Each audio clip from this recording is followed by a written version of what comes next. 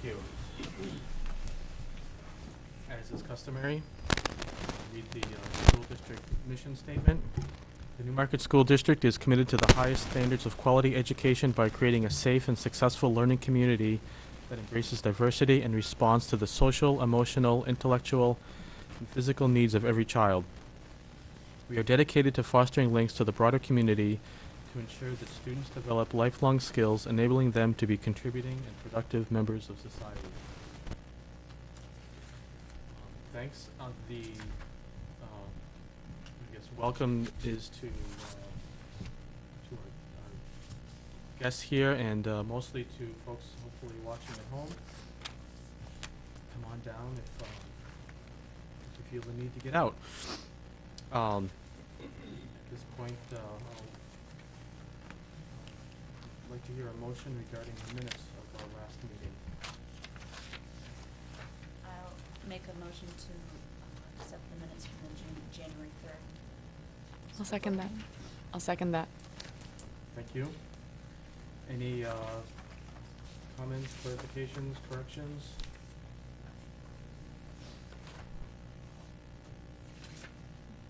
Okay. Hearing none, all those in favor of the minutes as published signify by saying aye.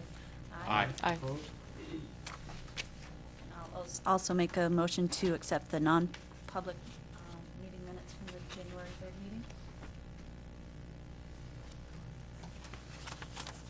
Wait, I'll say that. Thank you, Chet. Any discussion? Okay, all those in favor of the non-public, in the motion of accepting the non-public meeting minutes, January the 3rd, signify by saying aye. Aye. Opposed? Thank you. Okay. Into the committee reports. Unfortunately, Mike Plosky isn't available this evening, so we'll have to put off a council report. Forrest, do you have anything to share regarding the Ed Futures Committee?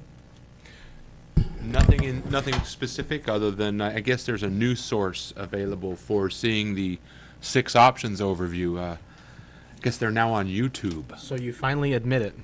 Yeah, I suppose I admit it. I hadn't heard about it till you. Didn't know anything about it till you mentioned it that day, but I didn't believe you. And then I saw the link in the paper. My wife called me and said, "Do you know?" I'm all, I guess I do now. So just still encourage people to take a look at those. We have something for discussion at Saturday school and whatnot. Okay, thank you. Jill, off we go into the policy committee. The floor is yours. Okay. I'm doing, first I wanted to talk about the policy binder that we had Yes. left out for the last 2 weeks. I think it might be a good idea, and this is a recommendation, I'm looking for feedback, to leave that out a little bit longer as a lot of the public hearings are going on, just to allow that to be one more source of information for people, to feel confident in the decisions that we're making and to know that we work hard at everything that we do. I don't know how people feel about that. Well, I guess one thought I have is that if we leave it hanging out there, having no deadline gives the procrastinators no day to come by. So I don't know if we want to, can we pen that in on our agenda for Right. the next meeting or the meeting after so that we can have I think then, when's the next meeting? February 8th? So that would, or the 7th, I'm sorry, I think it's the 7th.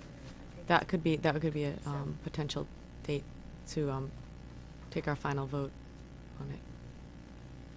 any other thoughts on if that's an appropriate date? Take the first 2 pages here. I think, no, wait a minute, it might be on the back. Yes, it's on the back, so it's one sheet. Two-sided, I love it.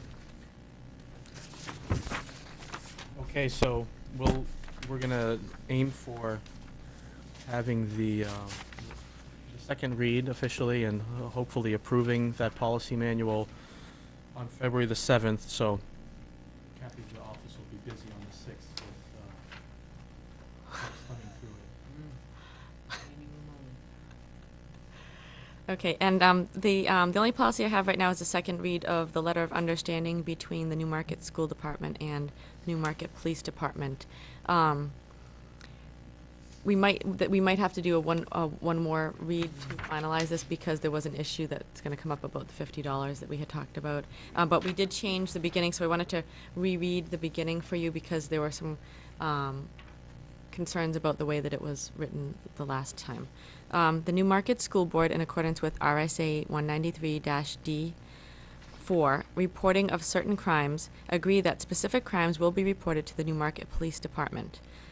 Nothing in this memorandum or attached regulations preclude anyone from reporting any crime to the Newmarket Police Department.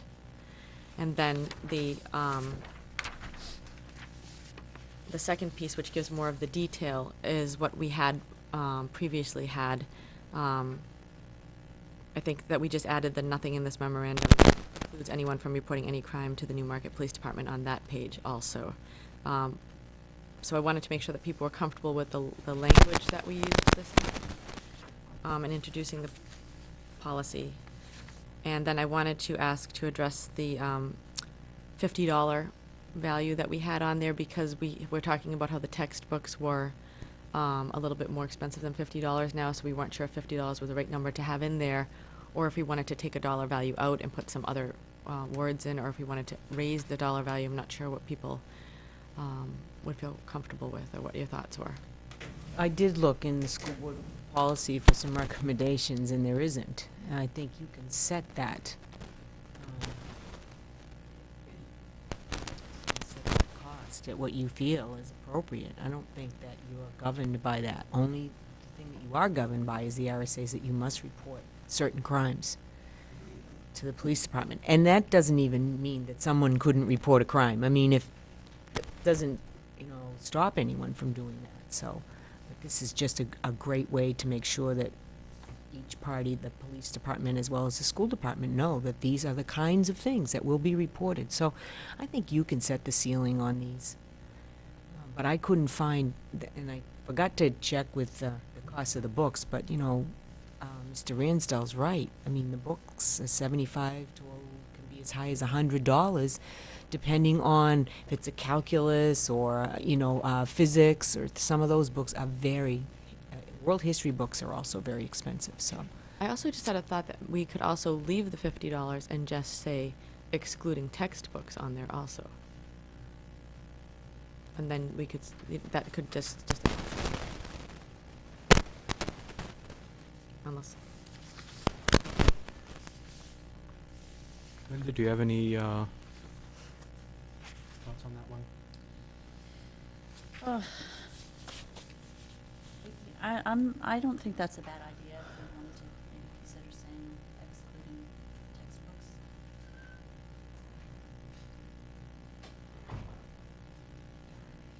I also actually thought that we were going to take this memorandum letter of understanding out of the title of this.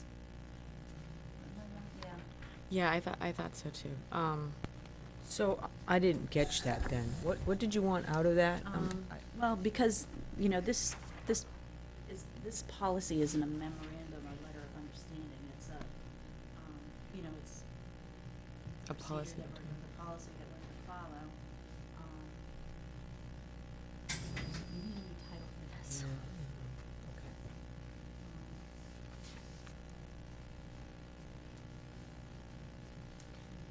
It's also missing a center sentence that indicates the policy's supposed to,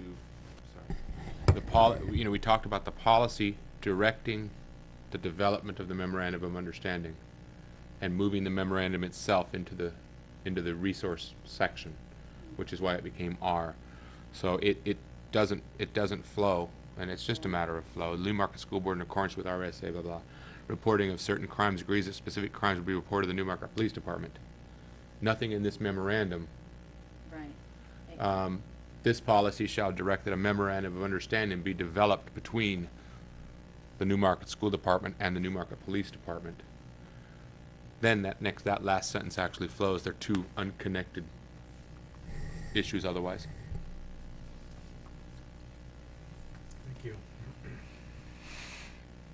So, some text there, in the center paragraph, if you will.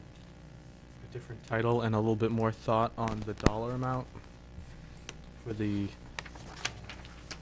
resource or appendix section is necessary, it sounds like, at this point.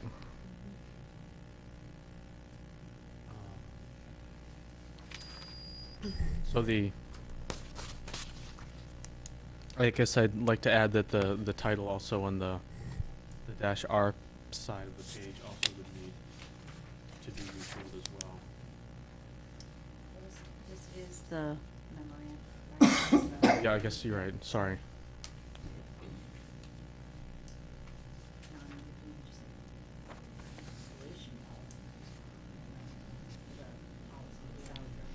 Does anyone have any Think of some way Yeah, to, something- suggestions really- for a new title? Because it seems like that's what people are. yeah, I mean, If we were to say in excess of $100, so anything less than that would be done in-house.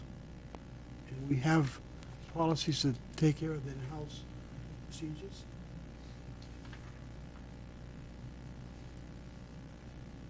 We could also say in excess of $100 excluding textbooks also, and that would cover all the bases, you know what I mean? And we want to be, I mean, we don't want to send a message either that it's okay to steal a textbook. Right, absolutely. So, after all. Right. I mean, I'm wondering if maybe we can add something, like, I mean, this is a guidance, but, you know, maybe when we start getting into the $50-$100 range, and I'm not sure we want to have, well, I think we want to have a number for guidance, but maybe add a, with discretion of the building principal, so that at least it, I mean, maybe I'm be naive that the building principal wouldn't obviously know about it already, but there would be a level of consideration where this was I don't know, I'm having trouble coming up with a scenario, but I'm feeling like there would be one where you could have a $75 item that that's not a textbook, that it might be most appropriate to be handled internally. The discretionary issue, the reason we ended up in this discussion because of the word shall in the preceding document. And if you have the word shall, that is will, without Yeah. exception. So then to create a discretionary aspect within a mandatory expectation leads the to teeth lack out. of clarity.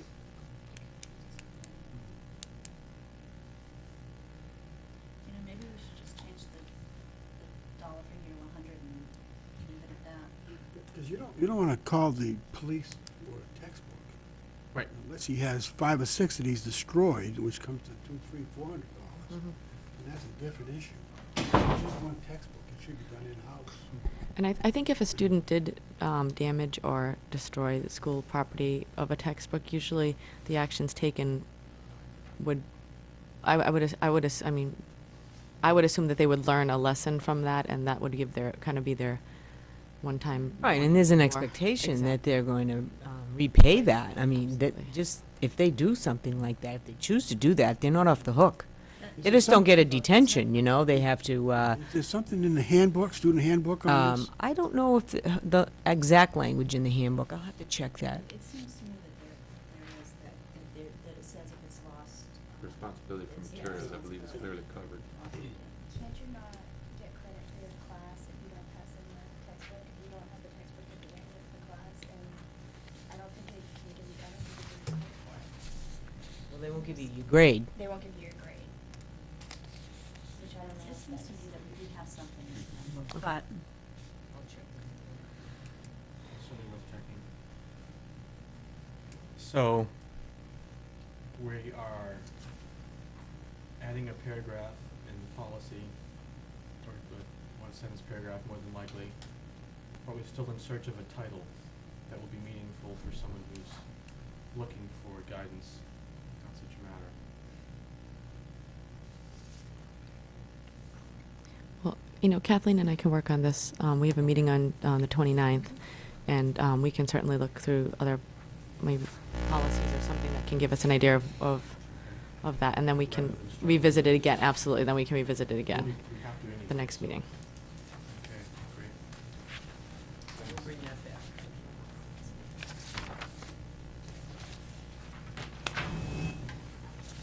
Okay, budget committee update. This should be- Okay, I'll get us started anyway. As you know, we had a public hearing on the budget on last Thursday and got public input. And then on Monday had the bond hearing. And after that hearing, the budget committee voted on their recommendations to each warrant. And I'm not thrilled with the results of those votes, to say the least.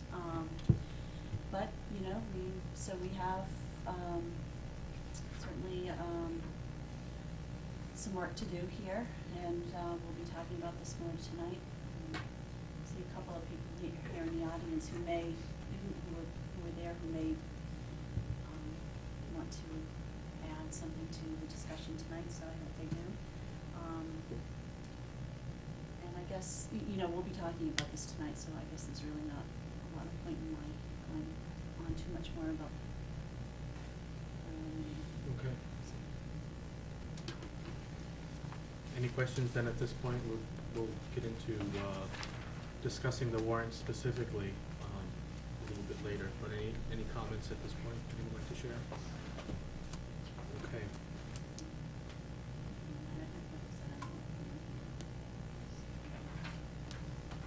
Right, and if there's anyone present or en route, you're welcome at that time to comment on that.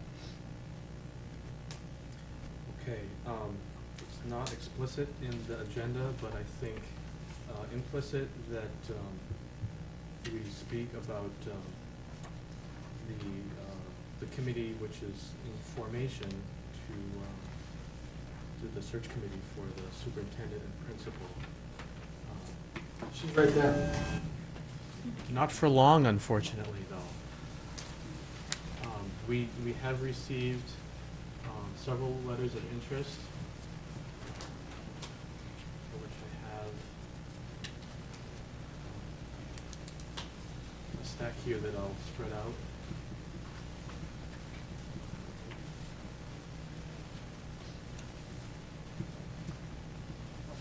So, Forrest and Chet, you have kind of been our starting point in this, in talking with the superintendent about process, realizing that you might not have prepared entirely for how we're going to approach this. I'd appreciate some thoughts or guidance on what our next steps. I know last meeting, as reflected in the minutes, there's a timetable that we have, which is fairly aggressive to get going on this, and I want to say the first deadline is February 1st, which isn't too far away, where the actions of that group will be necessary.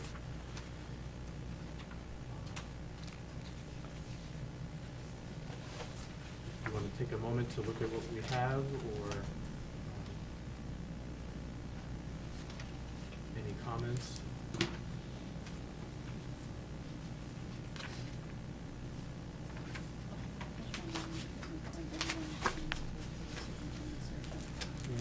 No, I have not formally made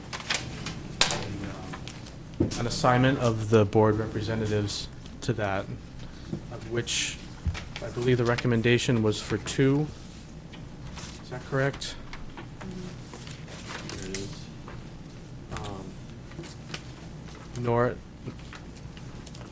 Pardon my memory, but I don't recall anyone expressing explicit interest. Did you do so, Forrest?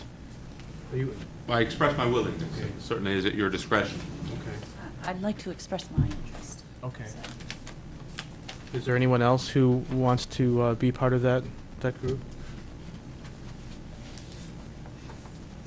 Okay. Well, let it be so then. Lyndon Forrest, I am honored that you want to take on that task. So with that in mind, we have a list of, I believe, mostly community members that we've identified, at least in the last process, 3 to 5 individuals that we would like to have involved. And I guess it's pretty unfair to just flip through this quickly and make decisions, but I note that Chris Hawkins is in the room tonight, and I believe he'd like to speak to this. So, Chris, do you at this point want to share comment on? I know that you also were involved in this process last time, and much continuity as we can. That process, in my opinion, went quite well. Yeah, really, I'm just here to answer questions if people have questions about. Yes, I was on the committee last time. Went through this process, and I'm happy to do so again. And if you have questions, I'm happy to answer them. I guess I'd like to ask in general, we're looking at a makeup of the group similar as last time, with around 15 folks with representation from the community, from obviously the school administrators and the SAU office, students, et cetera. Do you feel there's particular overrepresentation or other groups that maybe should also be involved? I don't remember the specific makeup of the group the last time. I was a community member of that group. There was at least 2 school board members, and the school board as a whole was very active, followed the process very actively.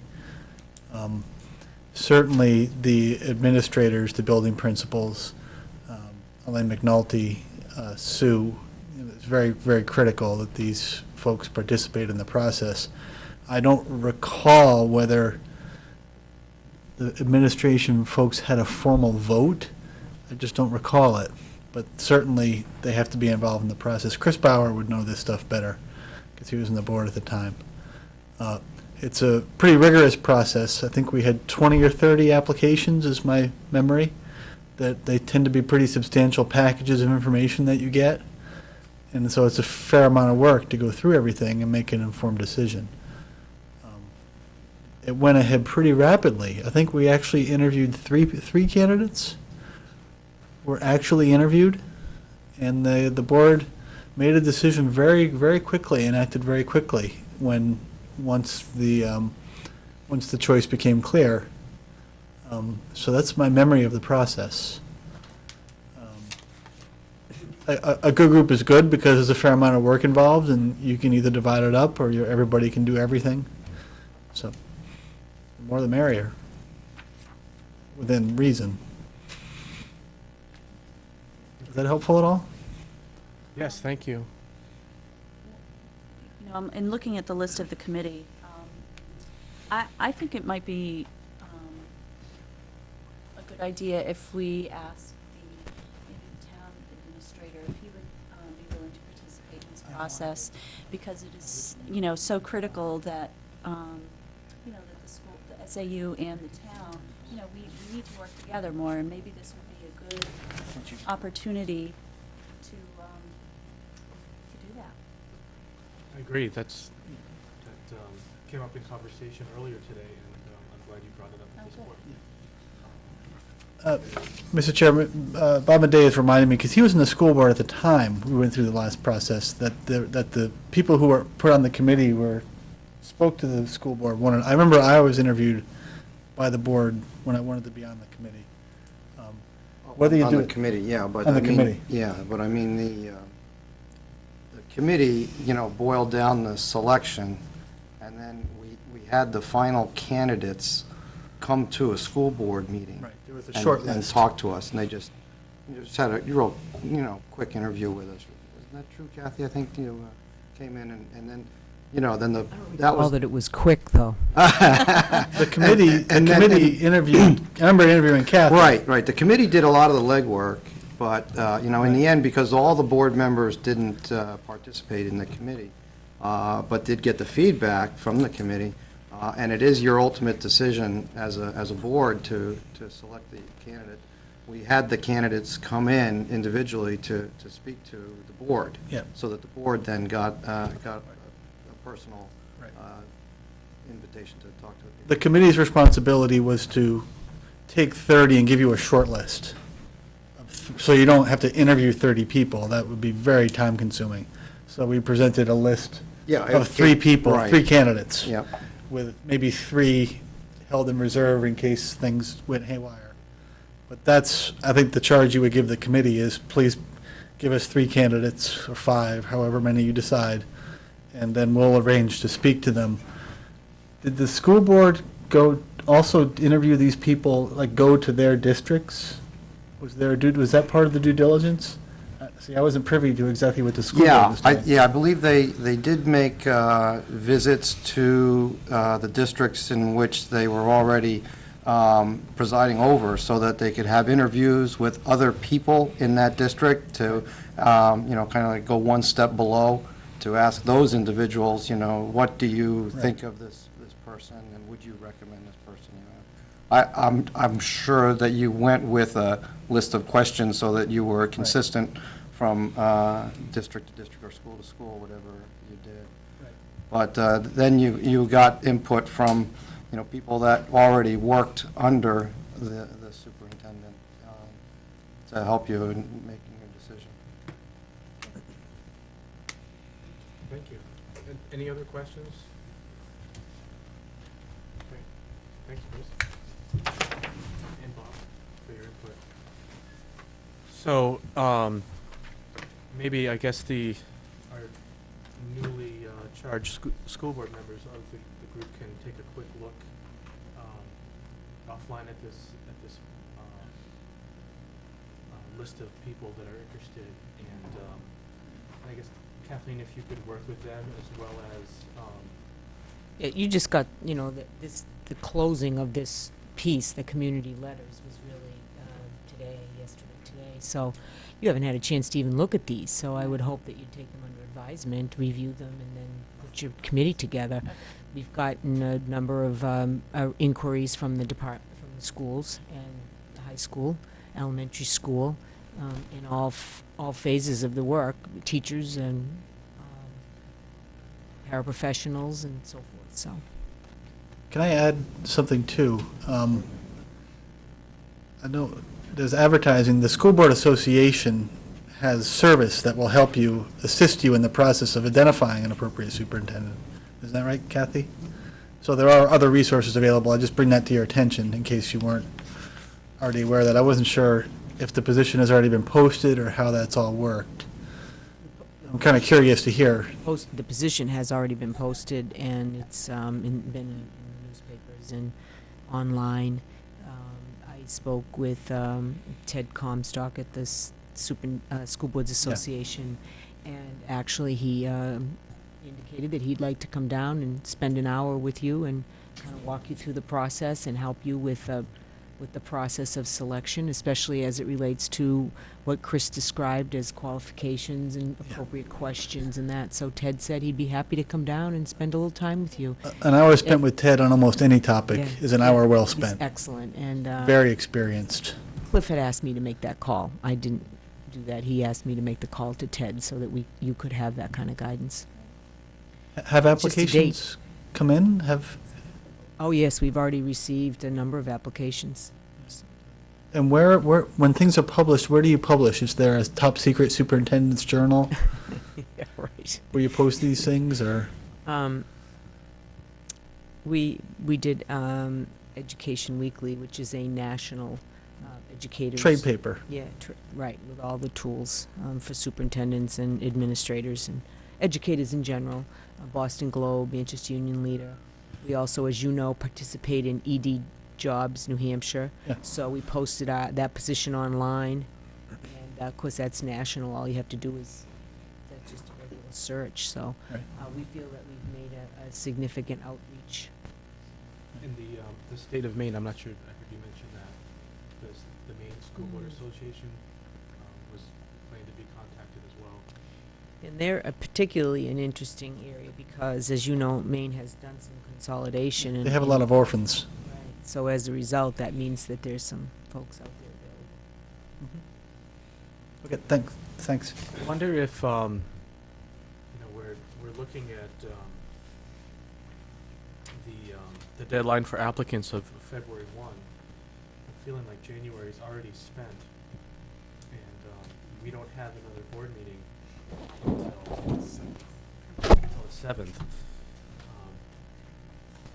I'm getting ahead of myself a little bit, but I think it might be wise that before then we have a work session of some sort to do some planning for the deliberative session, and this might also be an opportunity if Mr. Comstock were available to meet with us at that point. Unfortunately, none of us have his calendar. I think what we did on the board the last time to help us during that quick interview session that we had with the candidates, again, during a workshop session like you're suggesting, and that's what triggered Brain Cell, we laid down, I thought what we had were like critical attributes of a superintendent, and we came down to like, 5 bulleted,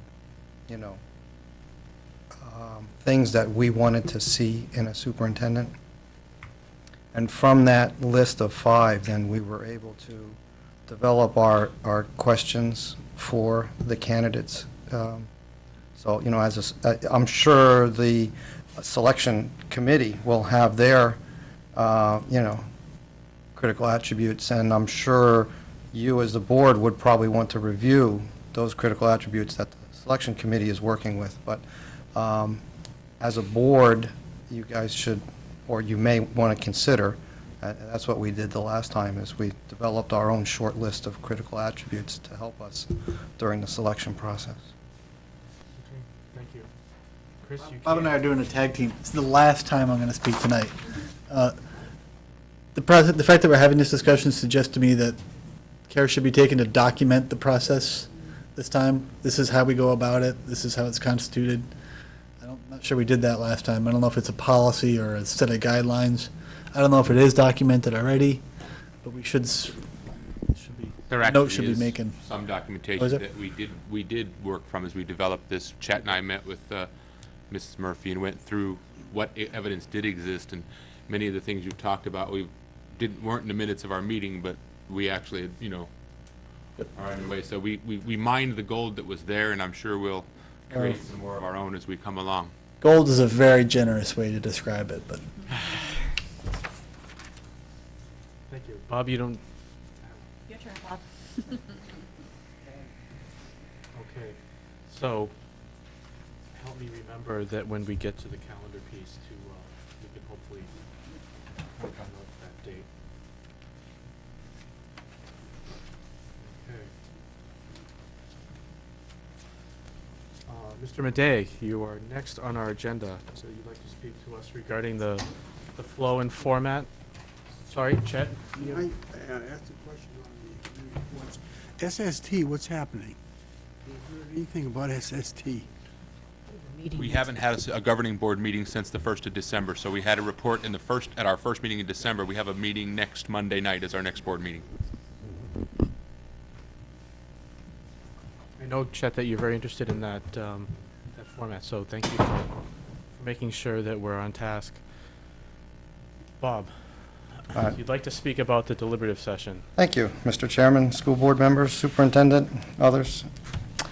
I asked to be put on the agenda tonight just so that I could touch base with you folks before the deliberative session. I'll be moderating the session. and just wanted to give you the opportunity to talk directly to me. Any questions you might have about the process for that night, anything that you want me to deliver to the public during that public session, I could certainly do. It is not your meeting, but I will be in control of the meeting, and I can certainly put forth any information. And what I've done in the last couple meetings that I've presided over, at the beginning of the meeting, I do make some general announcements and stuff, so I could certainly do that, and a lot of moderators do that, because it is, the flavor of the meeting is the school district, so I'm very comfortable in presenting information that you folks would wish to put out there. You've already had your public hearing on it, and then, so the next session is actually called the first session, which is the deliberative session. And then after that, the warrants get posted, and then we vote on it in what's called the second session. So, now, petitions have, or warrants have already been drafted, and I think the deadline for petitioned warrants has passed, like last Tuesday. Tuesday passed. So, again, just a public announcement that the deadline has passed for submitting any warranted, any public petitioned warrant articles to go on. I don't know if you received any, it's typically not, All right. And for the second session, warrants are to be posted in a public place. Kathy usually takes care of this, and it goes, we post one here in Town Hall, and typically down at the library. And the post office, okay. So those are publicly posted about a week before the meeting, I believe. It has to be posted by the 28th of January. Okay. So then those get posted. So so as I go through and basically introduce the meeting, I try to give a short information session, again, just like this second session, to the public. I give them, once again, I give them the dates of those sessions. I introduced myself.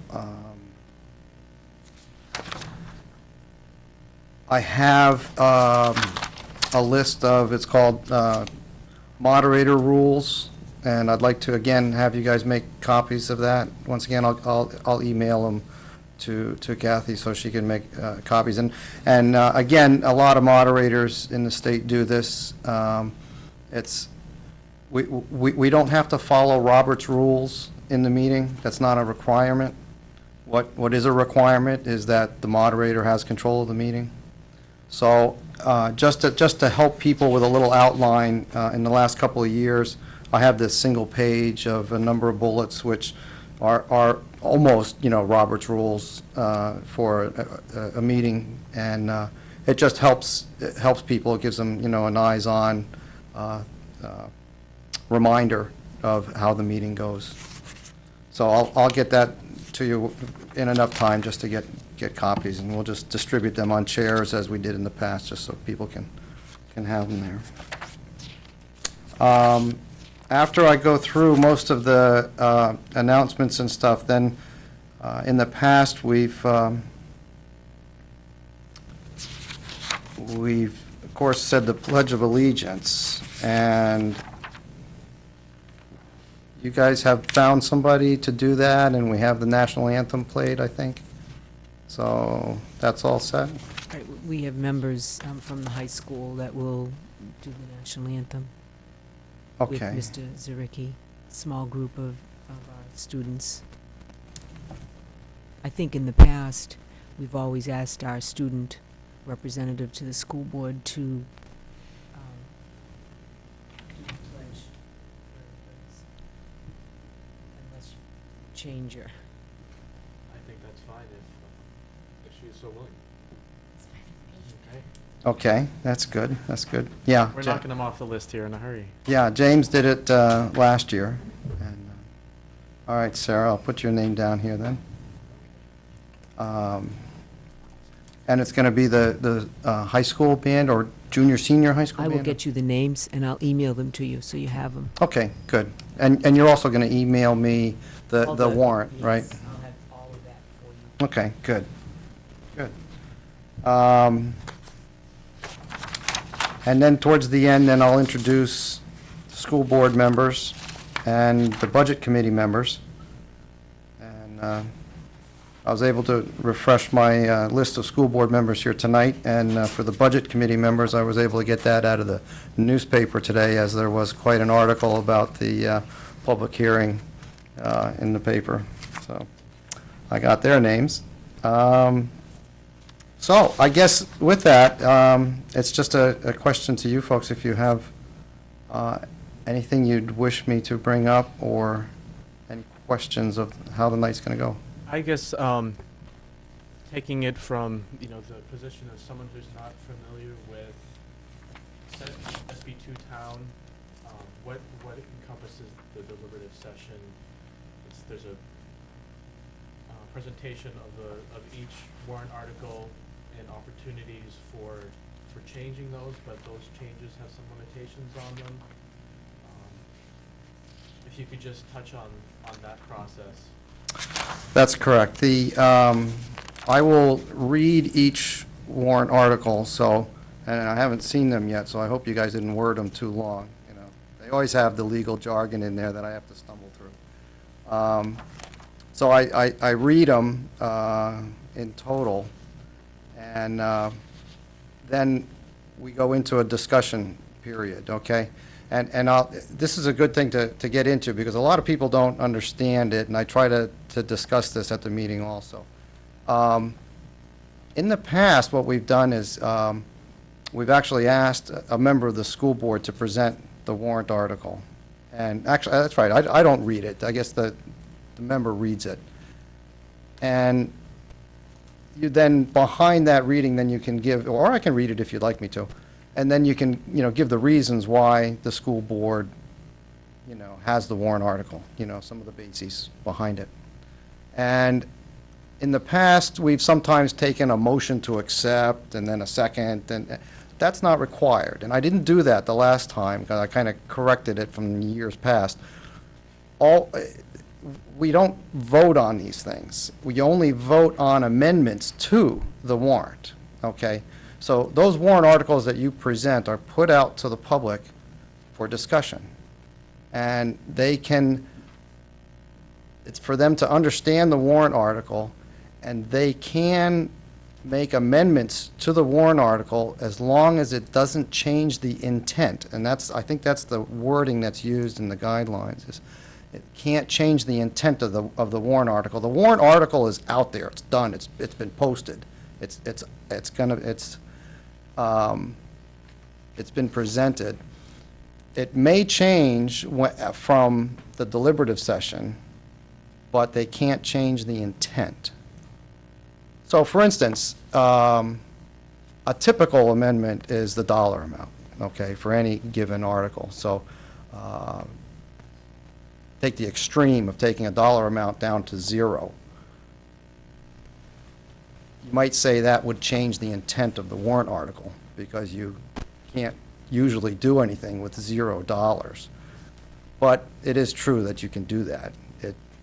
Some people might argue you could only change it down to $1 so that there is still something there, but regardless, $1 or $0, you really can't achieve what the warrant typically says. As far as the language within the warrant, this is where it starts to get kind of tricky, and we always have the lawyer in the session to help guide us, and I try to do my best and read up on, what is intent and not, and so we try to keep that in there. But usually, the wording changes that are suggested are understandable. Somewhat like the way you go through the policy reviews, and you put words in for clarity or for, what have you. If you remember last year during one of the warrant articles on land, they wanted to put in specific words on, describing the specific piece of property, so stuff like that. Sometimes clarity is offered, and that doesn't change the intent. Excuse me, I just was wondering, because this is new for me, if someone does make or suggest a change or an amendment, what happens next? As far as, does someone just say, I'd like to change it, and it gets changed? Do people? No, again, we follow somewhat of a Robert's rule of meeting organization, and so we have a discussion, I open it up to the public for any discussion, and sometimes people just come up to the microphone and just state their opinion on it, usually to try to influence others either in favor of or in opposition to the particular warrant. And then somebody might come up and say, I wish to make an amendment, and this is my amendment. Usually it should be submitted in writing, and I take it in writing, but small amendments I can just jot down. We'll then get a second to see if it's upheld by another individual in the town. And once there's a second, then we can move into discussion. So then we should be discussing, we don't discuss the whole warrant, we should be focused on the amendment only. And then we'll discuss that amendment, and it's my job to make sure that the meeting stays focused on the amendment, and we don't, drift into something else or expand into another area. So I don't accept any other amendments until we close this one amendment that's on the floor. So after the discussion, then sometimes it's my call as to how I feel the audience is either, come to the end of the discussion, if we're repeating things over and over, stuff like that. And I'll terminate the discussion, and then we'll move to vote. And then we'll vote on the amendment. And it's just a majority rules to amend the warrant. And that's how it goes. And then if it does pass, then the warrant does get revised that way. So it's important that people are there in person to really impact what's going to be on the ballot in March. That's true. Thank you, Jill. And that's one of the things that I usually say up front. But again, at the time of the meeting, those people who are watching it on TV are behind the 8 ball, already. It is a working meeting. It's a public meeting where the public does have the opportunity to provide input to the warrants, and they can direct the warrant in certain directions. Now, they can't change the intent of it, but they do have the power to change the warrant. So it is in the interest of people who might wish to participate more in the direction of the school activities or the school budget, so to speak, that they attend the meeting, and their input does count. Okay. Thank you. Are there any other questions for Mr. Madej while we have him? So some announcements that I might suggest would be, announcements of any, retirements or staff changes that might be coming up. Recognition for years of service and stuff like that. You guys have my email address, or can you? All right.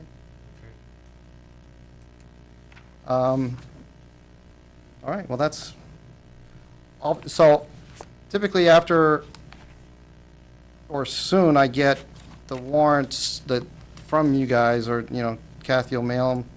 Usually I get also who is going to host. We haven't done that yet, but you'll get a script. Yeah, and then usually a little summary about what you might talk about. And as I recall, in years past, we've been either down in the auditorium in this room, in this building, which gives us the ability to be on live TV, or in the high school cafeteria, which then would be just recorded and broadcast later. Do we have a feel for what is more appropriate? Yeah, again, it's my responsibility. I've worked it through, Ms. Murphy, we've selected this building as the primary location, so we'll be downstairs. Unless we get an overflow crowd that the building can't contain. But we can seat a lot of people downstairs, and in the past, it's been fine.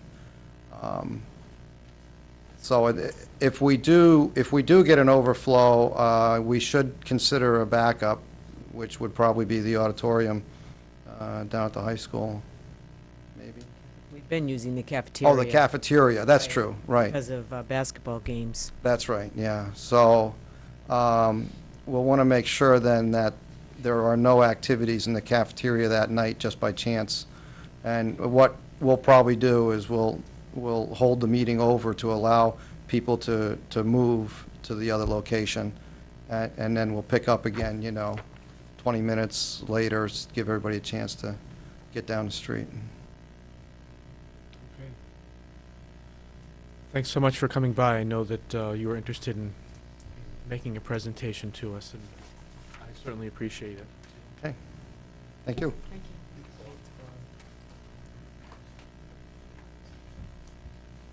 Sarah, what's new?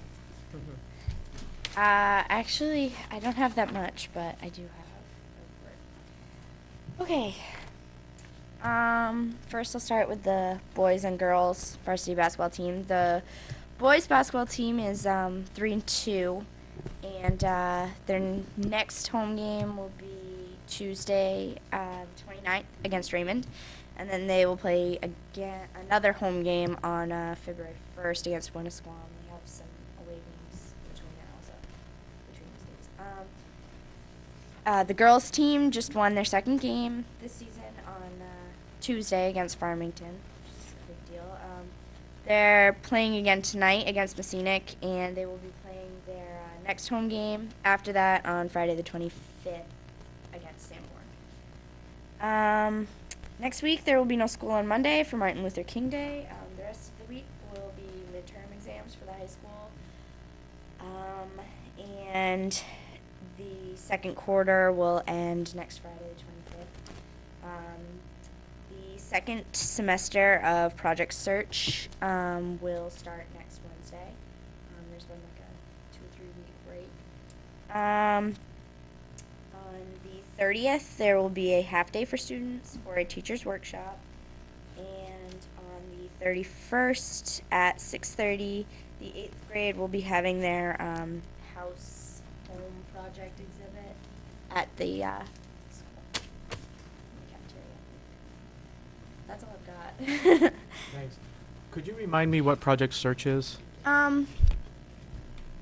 Project Search is a group of, it's actually entirely a group of seniors this year. It's intended for seniors, but there's been some juniors in the past. It's a series of seminars that are held, or where people come in and speak to the students. There's, I'm not sure the number of schools that are involved, but a bunch of local high schools are involved. It's at UNH. And different speakers come in, speak about different issues that are kind of going on. For example, we had one about what would happen if we left Iraq now. Or we had a speaker come in and talk about hyperbaric chambers in medicine. Stuff like that. Do you know what I'm saying? Just kind of new, yeah, current events. And it's every other week. Can anyone participate in that, or is it something you selected It's a for? select group. They, you apply for it. You have to write a short essay. And who selects that? The Mr. Fabiano is the advisor at the high school for this project. He also is leading the entire project for the area. There's about 18 high schools that participate, go to the university, and engage in some pretty good intellectual discussion, and it's a wonderful opportunity for our students to get a taste of the college life and that whole part of learning. So we're very fortunate fortunate to have Mr. Fabiano involved, but more importantly, our youngsters really, our students really enjoy it. So it's been a great project. Sounds like it. Okay, thank you. Thanks. We're already talking about next academic year's calendar. I guess we have to start this early, sort of plan vacations and whatnot. In your packet, you have a proposed 2008, 2009 calendar. This calendar development was done in collaboration with the area schools, specifically those schools that participate in the Seacoast School of Technology, so that we can ensure that when we're in school, they're in school and our schedules match. As you know, we have close to 55 youngsters attending school, and so it's important that we're on the same schedule. In addition, I met with the administrative team and reviewed this calendar and got some recommendations from them, and met with the Newmarket Teachers Association president, and I sent them the calendar. They then sent it out to their membership. The membership gave them input, and then Mrs. Pagnotta met with me, the president of the Newmarket Teachers Association. So using all that data, I am bringing forward to you tonight for your review the proposed 2008-2009 calendar. This calendar represents our 181 instructional days, which is your policy for student days in school. This policy also meets the Department of Ed's standard for number of days. Obviously, we have one extra day, so we actually do more, but it also meets the requirements for the new standards of 945 hours for elementary school students and 990 hours for junior, senior high school. And when we calculated that, we were clearly met that and exceeded that standard for number of hours. There's one difference this year in the calendar, different from what you've seen in the past. And I'll get to that in a minute, but I just want to kind of walk you through. We do start in, the proposal is to start August 27th. Students would have 2 days, just get into the routine. Then they would have their Labor Day weekend, which is a popular weekend with families, and everyone really wanted to kind of protect that. Students would come back on September 2nd. The other couple of things that are different. The first one is the national election on November 4th. I talked to Mrs. Benvenuti, Mrs. Brousseau also spoke with Mrs. Benvenuti regarding the use of our high school for the election.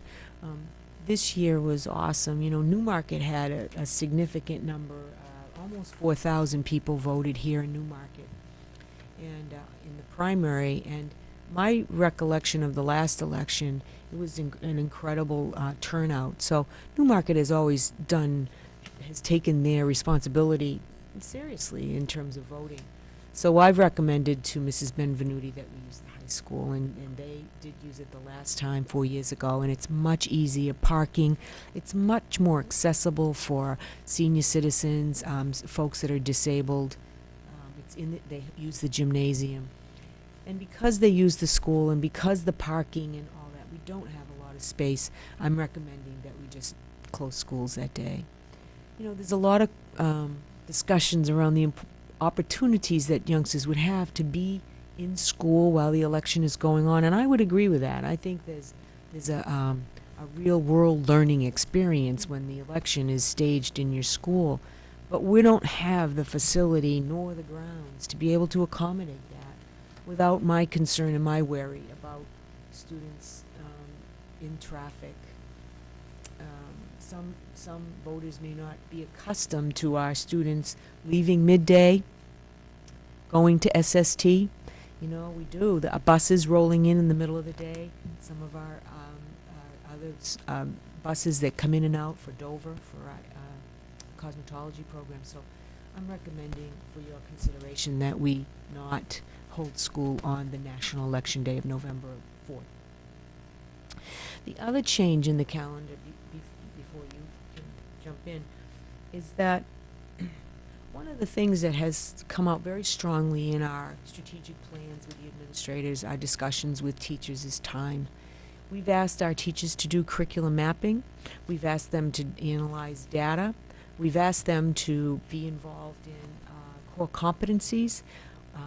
Most recently, our high school staff and middle school staff are ready to involve themselves in the NEASC evaluation at the junior senior high school. So I'm asking tonight for consideration to add 2 additional days of release days, release time for our staff to work, which means that youngsters would go home at 11:30 at the high school and 12 o'clock at the elementary school.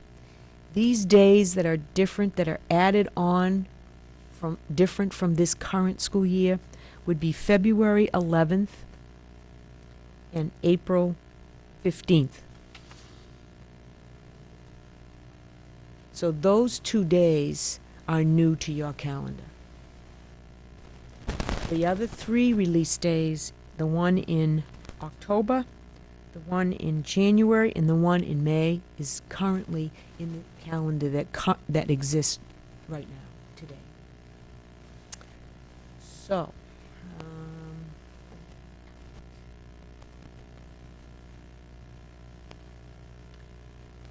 those are release days for students, and those are teacher work days. I want to make that clear. And the teachers really, really felt that they did need some more time, and they need that time to collaborate as teams and to continue with their professional development. I think you've seen some of the work that's being done, and I really do think that our staff needs some time to do that. And this doesn't impact, of course, the number of hours or Right. the number of days Right. of required. We would not receive permission from the commissioner if we did not meet the standard relative to the number of hours and the days. And because we exceed the number of hours, that we felt we could do this. So you're looking for action on this? I am, because it's really now that we begin planning for next year. And this is, this is important for development of quarters and marking periods and exams and making sure that we're aligned with our SST neighbors. And also, I think maybe Chet can concur here, we're beginning to think about professional development for next year. As you know, Chet sits on the Professional Development Committee, so the planning is already begun to what is it that we want to help in terms of training for our staff. Great. I'll make a motion to accept the calendar for the 2008-2009 school year as presented. Okay. Is there a second? I'll second that. Any discussion? I just want to make a comment, being an elementary school teacher, that I think that this would, by adding those 2 half-days, it would show gratitude for the work that the teachers have been doing, obviously, on their own time after school. And I think that if we can assist them in keeping up the strong efforts by adding these 2 half-days, that that would be showing our respect for the hard work that they've been putting in. Thanks. No, this was done with a lot of consideration. Our administrators were concerned. We have families, both parents working, and we know that sometimes this could impose on them, and they were very concerned about that. They were reluctant in past to really add on days because we felt, that we did not want to do that to families. But honestly, the demands that are on our staff with No Child Left Behind and the work that's being done in curriculum mapping and the expectations from the State Department of Ed has really, they need this time. In speaking to that, perhaps we can speak to the, Recooper? yeah, Linked together. Yeah. And perhaps they would be willing to, if maybe we can provide them extra space space to allow for additional students that may not ordinarily participate in that program, you know, for those 2 extra days. Maybe they can come up with some kind of a plan to help with that. And Um, that happens at both the elementary and at the middle school level. You know, she's running both those programs. So. I'd be glad to personally assist. And I also wanted to say, as far as, you know, election day, taking that day off, and speaking with, you know, how nice it would be to, you know, to be able to let the students kind of see that in action. Well, the good news is they can go with their parents, and they can see how things go with their parents by their side. So.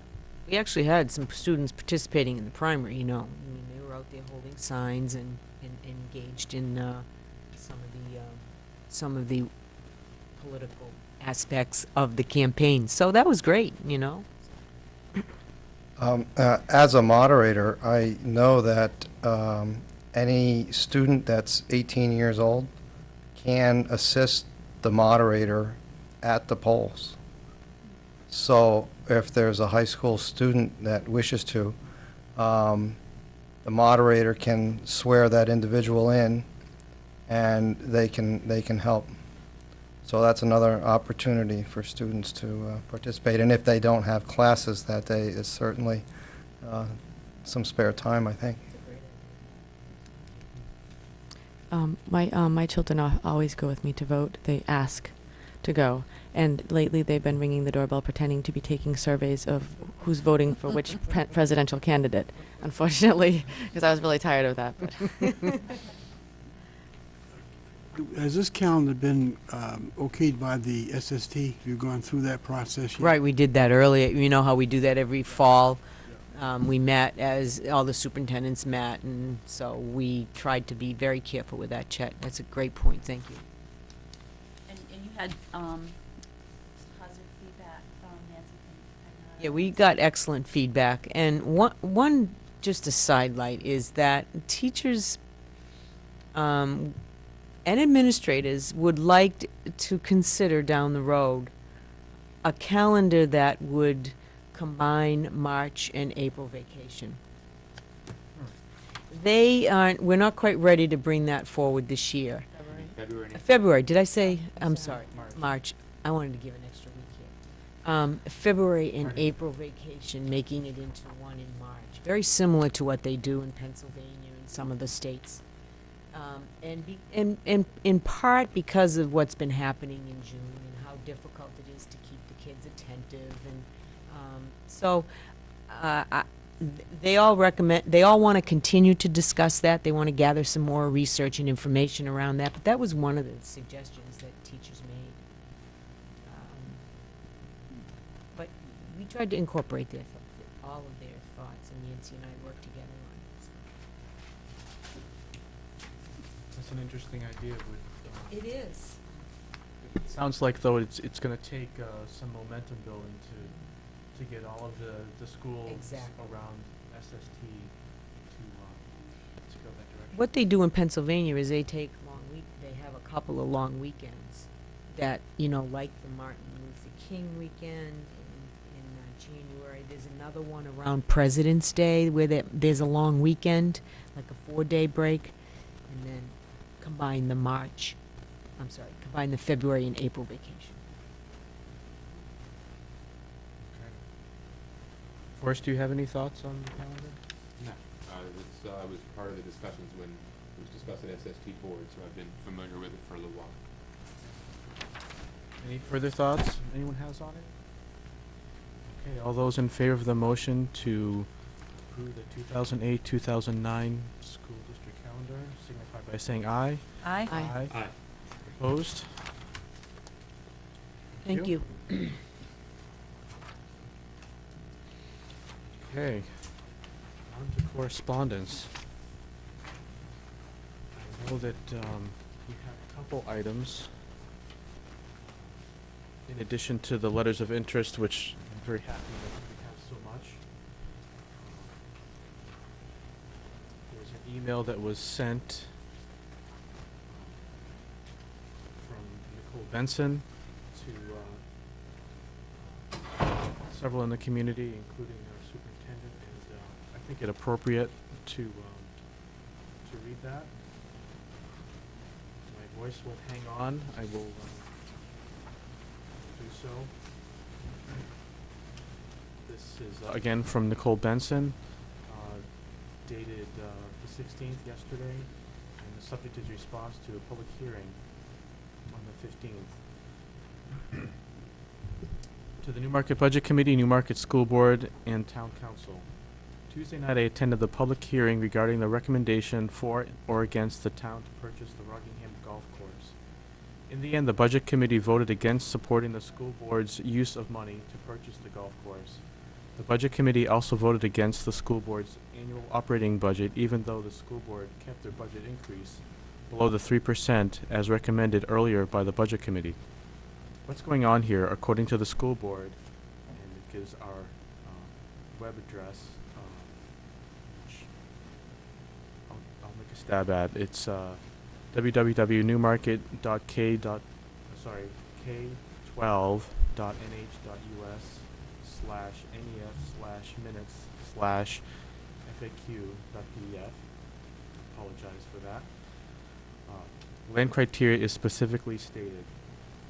It appears that the Rockingham Golf Course fulfills all of the requirements. Other properties available do not. The golf course land seems to be the optimum property for the town to purchase. And parenthetically, a poster of all the available properties is displayed and located at Town Hall. It shows all properties and explains in detail why or why not a property is desirable. It seems to me that the community, school board, and budget committee are running in circles. First, I hear that in order for the school board to propose a new school, land should be eyeballed and available. Yet, it seems, as the school board pinpoints land, there is speculation that the town may not even vote for a new school, and they, the town, may feel that the school board is being presumptuous in forcing a new school onto the citizens. Yet, on the other hand, the community may be reluctant to vote for a new school if there is no land available, i.e., why are we voting for a school when the school board has no place to put it? That seems silly, unquote. Conversely, if the school board and the town were allowed to purchase land, then discussions about the new school or new fields, etc., are feasible. In the event that the citizens of Newmarket chose not to build a new school, the land can be sold privately for use for other town needs. I ask that the Budget Committee explain fully their reasons for dissension. I urge anyone and everyone to really take this seriously, to contact our town representatives and let your opinion be heard, even if your opinion has been stated by another person. What is important here is the number of voices. One not be a great public speaker or a great writer, just say your questions and comments. Secondly, in response to suggestions by one of the Budget Committee's members to ask a third party not at all involved with education, i.e. Bill Gates, to evaluate the situation and give their opinion is interesting, to say the least. I see it as being analogous to someone having a heart condition and going to all the cardio experts, i.e. in our case, bringing it back to education, UNH, Department of Ed, etc., out there, and these experts telling this person that they can either patch their problem and, quote, risk it, or they can have a new heart and live for 20 more years. Let's just say that this particular person does not like the advice of the expert, so they look for a third party that has nothing to do with cardio to give their opinion. Let's say Bill Gates. Now, I don't want to speak for Mr. Gates, but I can pretty well guess that the first question he may ask is, what do the experts in this area say? Do you see my point? It comes full circle. Furthermore, asking for another opinion only delays the process and discredits the work the Futures Committee and School Board have done. Lastly, someone mentioned that we are the 5th highest tax community on the seacoast. Out of the 244 towns listed on the New Hampshire Department of Revenue website, which is at www.nh.gov/revenue/MUNC_PROP/2007.htm, and in parentheses, look under 2007 property tax rates. Newmarket has the 51st highest tax rate in the state at $21.20 per thousand. This takes a bit of hunting and pecking through data. Let's bring things into perspective a bit. Durham is at $28.24 per thousand, which is $7.04 more than we pay. Lee pays $24.69 per thousand, and Newfields pays $22.66 per thousand. I apologize to rain on anyone's parade, but it looks to me like that our town is consistent with the other towns in the area. We are high, yes, but we are not by far the highest. To conclude, the bottom line is that people need to ask questions and be heard. Yelling at the TV may be cathartic, but it gets us both sides nowhere. As a citizen, we are responsible to know when the meetings are and to be informed. For example, the next televised school board meeting is Thursday, January 17th at 7 p.m. All are invited and all comments are welcome at the beginning of the meeting. Secondly, the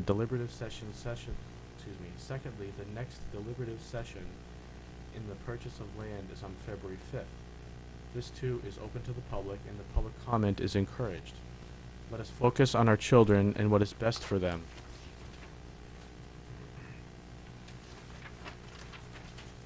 A quality education and a united community. Thank you. Nicole Vincent.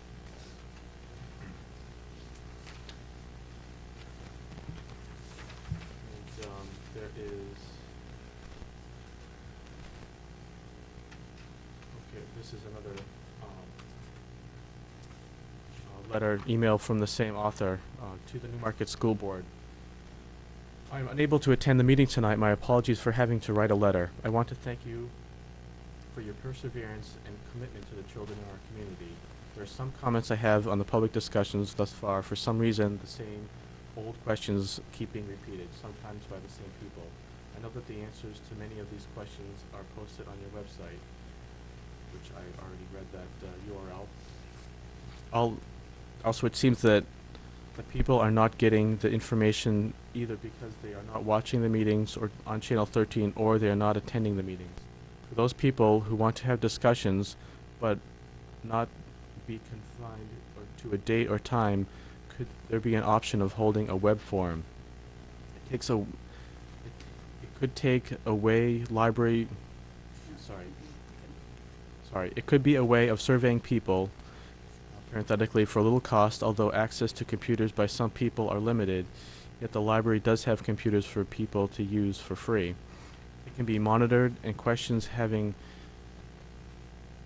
can be answered in a timely fashion, yet repeat questions can also be held to a minimum just by having previous answers in writing to which to refer people.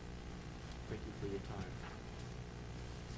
Thank you, Nicole, for sharing your comments with us, as you were unable to be here, as you stated. Does anyone know anything about web forums? I know little about them. Maybe you could enlighten us? No, I can't. I was hoping you can enlighten me.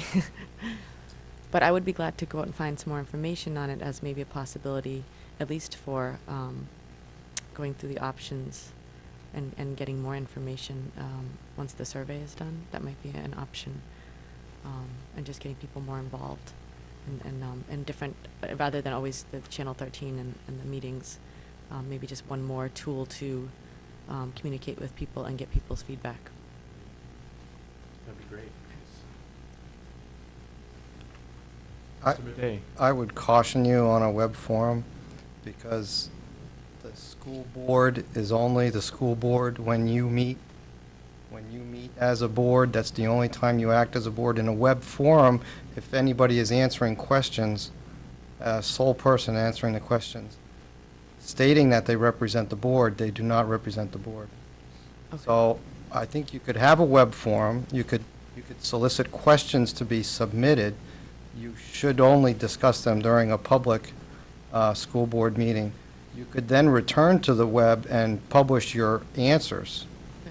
it was still, unfortunately, it doesn't act as the speed of light in which the author of the email wishes. But unfortunately, that's the way the school board must operate. You are not a school board individually, only as a group.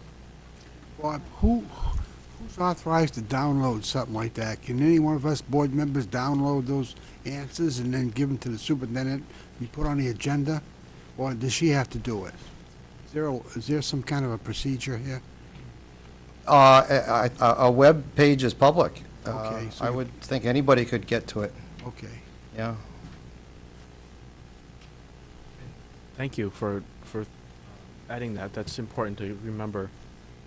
With these new technologies, what is a meeting is a discussion that they have a lot in Concord and elsewhere. In the meantime, I would encourage anyone who has a question to email it to the superintendent or call the district office. And we will do our best to, as I think we've demonstrated, And that's to try to get happened. that Yeah, information out. that's happened since Tuesday night. I mean, we've had numerous inquiries at the office, both via the telephone, the email, and in person. I mean, it has been people seeking information, trying to get a better grasp, and that's been good. That's been good. The web page is difficult because, in fact, Bob's right. You act as a board only when you sit as a board. You can't respond to questions as the board individually, and yet we don't really have anybody in the office who can oversee that and just take it. I mean, that's checking every day. That's responding to all those questions. We just don't have the personnel to do that. So the only way we can do it is download, take the questions off, and then bring them here, answer them in public session, and respond in some way. Don't we kind of already have that tool available also just through our website? Don't we have an email Yes, we have an email. I mean, on I the get website emails. that people Yep. can, and then They those questions send me can still get questions to and us and get comments posted? and, yeah. Okay. I mean, that's how I'm sure I received some of that correspondence today. Via my email. So going to if you Google Newmarket School District, you'll be there in a second. Okay, so I guess at this point in time, we should maintain what we're doing and encourage folks to use the vehicles that we have. Is there other correspondence that I just placed? This one, right? The only one is the Linda. one from Oh, thank you. Mr. Fabiano. Absolutely, thank you. This is a note from James Fabiano, who is a science teacher in the junior senior high school, to Chris Andriski, Deborah Brooks, Kathy Murphy, and Tom Pavlidis, the assistant principal, superintendent, of course, and director of guidance, regarding Linda Albright, who is a science teacher, as you'll be aware in the text. I want to take the time to congratulate Linda Albright on her successful completion of the physical science praxis exam. Even though she did not have to take the test, she thought it responsible to become highly qualified in a course that she was asked to teach because of high student numbers. Once again, a member of Newmarket's science department has stepped up in order to have the students of Newmarket succeed. Respectfully submitted, James Fabiano, science department chair. So I was very happy to read that and have him take the initiative to bring that to our attention, and it's, I think, a testimonial to the commitment that our staff has, is to bring the students what they're looking for. We've had a number of teachers step up and do the HQT process in another area. High-quality teaching. High-quality teaching, and there are very high standards, and the exams, praxis too, are very rigorous. And we've had several teachers, and as an example of stepping up and taking and working and studying and preparing for those exams so that they can teach multiple courses. And it's been, we've just had a teacher in the special education department do that in mathematics. So now we have another highly qualified teacher in mathematics, which is excellent. Kathy, maybe you can talk to, what it, of highly qualified teachers, what that means, what the requirements are now. Just so that people don't understand. Well, it starts right down in the elementary school. I mean, our elementary school teachers must be highly qualified, given a set of criteria they must meet. And every single one of them had to go through that process of transcript review, obviously the degree from, bachelor's degree from a college that gives degrees in education, awarded appropriate certification and demonstrated competencies in elementary ed. But when they move on to sixth grade, they must be competent in their particular field. Any teacher teaching a subject must be certified and or highly qualified in that particular content area. So and that's difficult, because then if they're not, we have to report them as not being highly qualified. So it was critically important for the high school, and it was one of your goals, I might, you know that our teachers all be highly qualified. All of our teachers meet the highly qualified status. At the middle school and high school, they must be certified in their content area, and they must take Praxis 1, which is a general exam, and then take Praxis 2. Those are all our new teachers. That's the new criteria. So again, it's rigorous. But we've been fortunate to be able to meet that standard. Kudos to our staff. And to think that, like Linda, we now can offer more physical science. Some of the kids, they were choosing physical science. We needed an additional class. And we didn't have anyone else except the physical science teacher, one, to teach it. So she stepped up, did all the work and the preparation.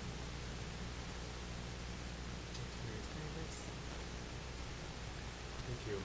And of course, Mr. Fabiano never loses a moment to praise his department. And he's the department chair, and he takes a great deal of pride in that. Extra. And just to follow up on that great deal of pride that whole department shows. I mean, when you go into the school, they all have T-shirts and embroidered shirts and things that that signify. You know what? I'm proud of this science department. I'm very proud of it. So it's really cool to see that. Helping to set the bar very high. Okay, on to the business department.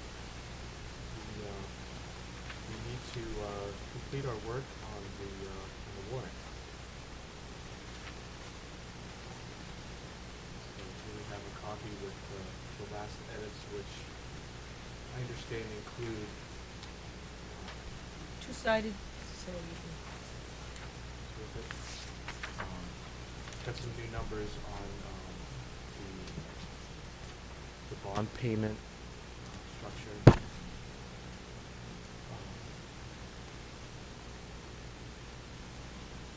Okay, would you Article mind- 1, yeah, I'll walk you through it, I'm sorry, I'll walk you through that.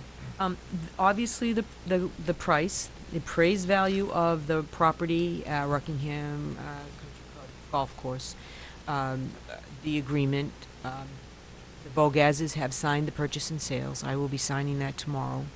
Our legal counsel was out today, so I'll do that tomorrow, for $3.2 million.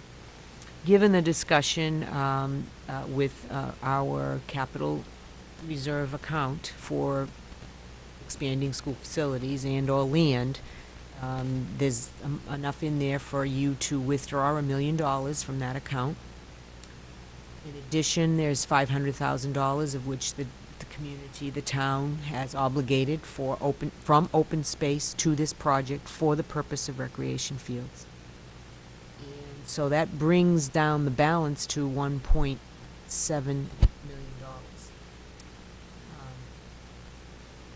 And I want you to understand the piece about the funding from the state.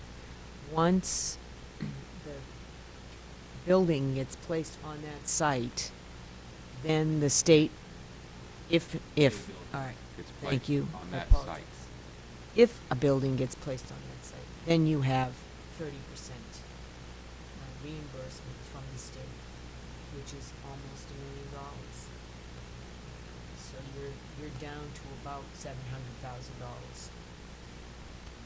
But until such time, and you have to bond it, you need to go out for a bond for 1.7. Susan, you wanna go over that? Susan just got new numbers for the bond, so. Yeah, just- the first payment would just change that slightly to 46,656. So that would just be an adjustment that needs to be made. So I just got the schedule off of there. Bring the first year's payment to 7 cents on the tax rate, and then it goes up to 35, 33. I'll share that schedule with you.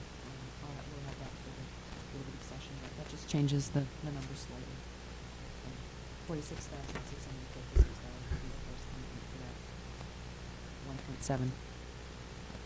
Sue, I'm not that familiar with how bonding works, but if the time comes where we get a reimbursement from the state, I'm assuming they don't have a penalty for early payment. No, actually, So that we would restructure that bond essentially. Is it restructure at that point? Well, it wouldn't be that we would restructure it, it would be part of our building aid that we would receive when Right. we actually get that's how we get our reimbursement, it was our building aid, so it would offset, What we would do. part of our revenue, so we would receive, so that would offset the payment we make.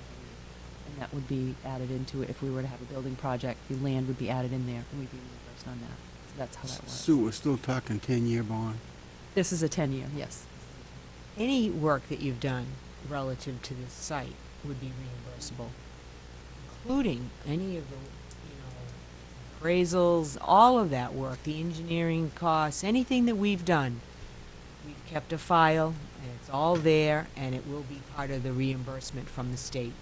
I wished it were more, but it's 30%. So that's your warrant. Are you, Did we want to consider putting, where it says purchasing land and then maybe parenthetically putting Rockingham Golf Course in there? Did we do that? People, because last year, remember or last time we wanted to make an amendment for us to do that, so should we just do that beforehand? well, we've identified it. I mean, I don't Yeah. see any reason why we can't. I'm happy with that. Any thoughts? Okay. Before we get too far away from, talking about other sources of money as in reimbursement for building aid, I just wanted to let folks know that the superintendent and I met, and the board as well. The superintendent met with representatives from the New Conservancy. Was that yesterday? 2 days ago. Yesterday. It's amazing that I made it here on the right day. Yesterday. Likewise for you. And I took it as a very positive meeting. I think the takeaway message I had was we are in close alignment with their mission, and that they're very interested in moving forward in discussions, but obviously it's very early in the process, so they can't make any commitment. So they have some work they want to do on their end to closer identify how it fits into the kind of protection that they're looking to do.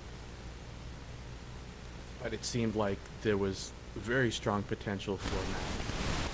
So I was very much encouraged by that.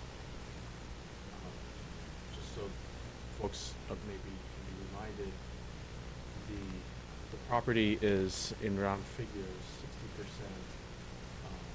buildable land and 40% wetland. So there's essentially right around 40 acres of land that they might be interested in either an outright purchase.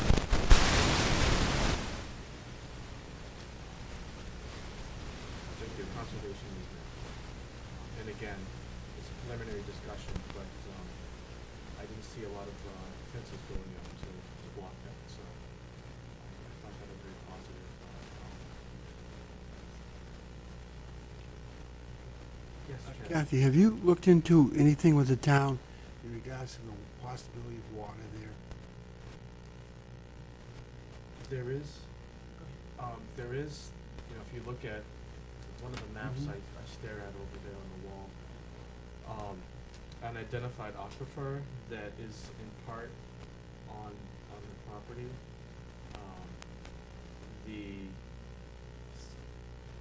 There is some potential conflict with that, which was one of the comments that I definitely appreciated at the public hearing, that having, and I know there's certain setbacks from public water supplies, and having that in close proximity to maintained athletic fields might be difficult to accomplish, but certainly there's potential for that. I mean, I know that the town is working on solving the water problem in, I was wondering if there was some data or research or whether they did point a well or something like that to check the water flow. Well, there is a well, on the Rockingham Golf Course that they installed for purposes of irrigation. But the actual how much water they would generate out of that area, I don't have that information yet. I do know that the town is working on other sites for wells, but this site hasn't been one of them. But I will check with Ed and see what he has. Conservatory, if they're interested, we want to be careful about if there is possibly water there, you can't lock that out. And Right. Oh, absolutely. I mean, that's something that we need to. if you're going to build a new school, whatever you're going to do with it, you could use that as your water source. And if you want to go green, that's the way to go green. So, just want to think and keep thinking about the water.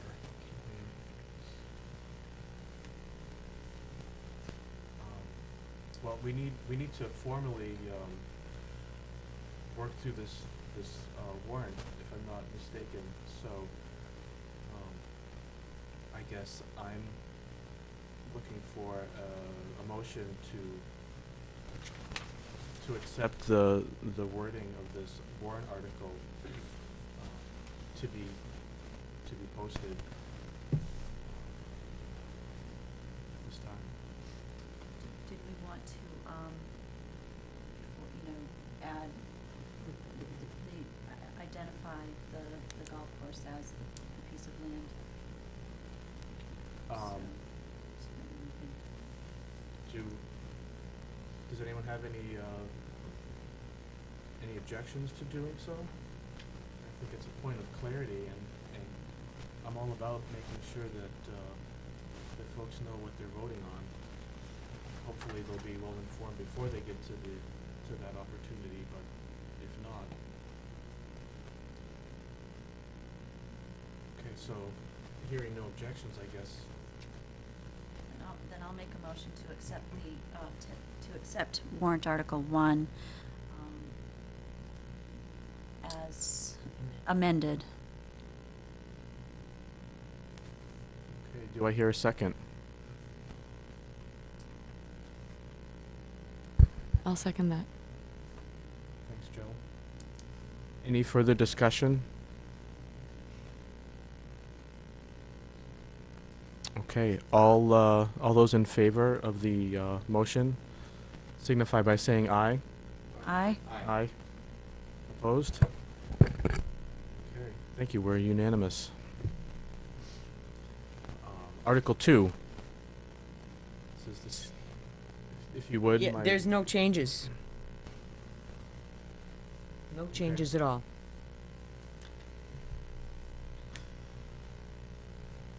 Okay. Any changes we'd like to make at this point in time? You might want to read it for the audience, since we didn't Okay, really- thank I you. wasn't specific about what it was for. I don't mind reading it, Cliff, if your throat's hurting. Please, Okay. I'll spread it out a bit. Since we are going to be spreading it out anyway, Right. ultimately might as well practice, right? Article 2, to see if the school district will vote to raise and appropriate the sum of $225,500 for the purpose of the purchase and installation of an elevator at the Newmarket Junior Senior High School, recommended by the school board and recommended by the budget committee. Majority vote required.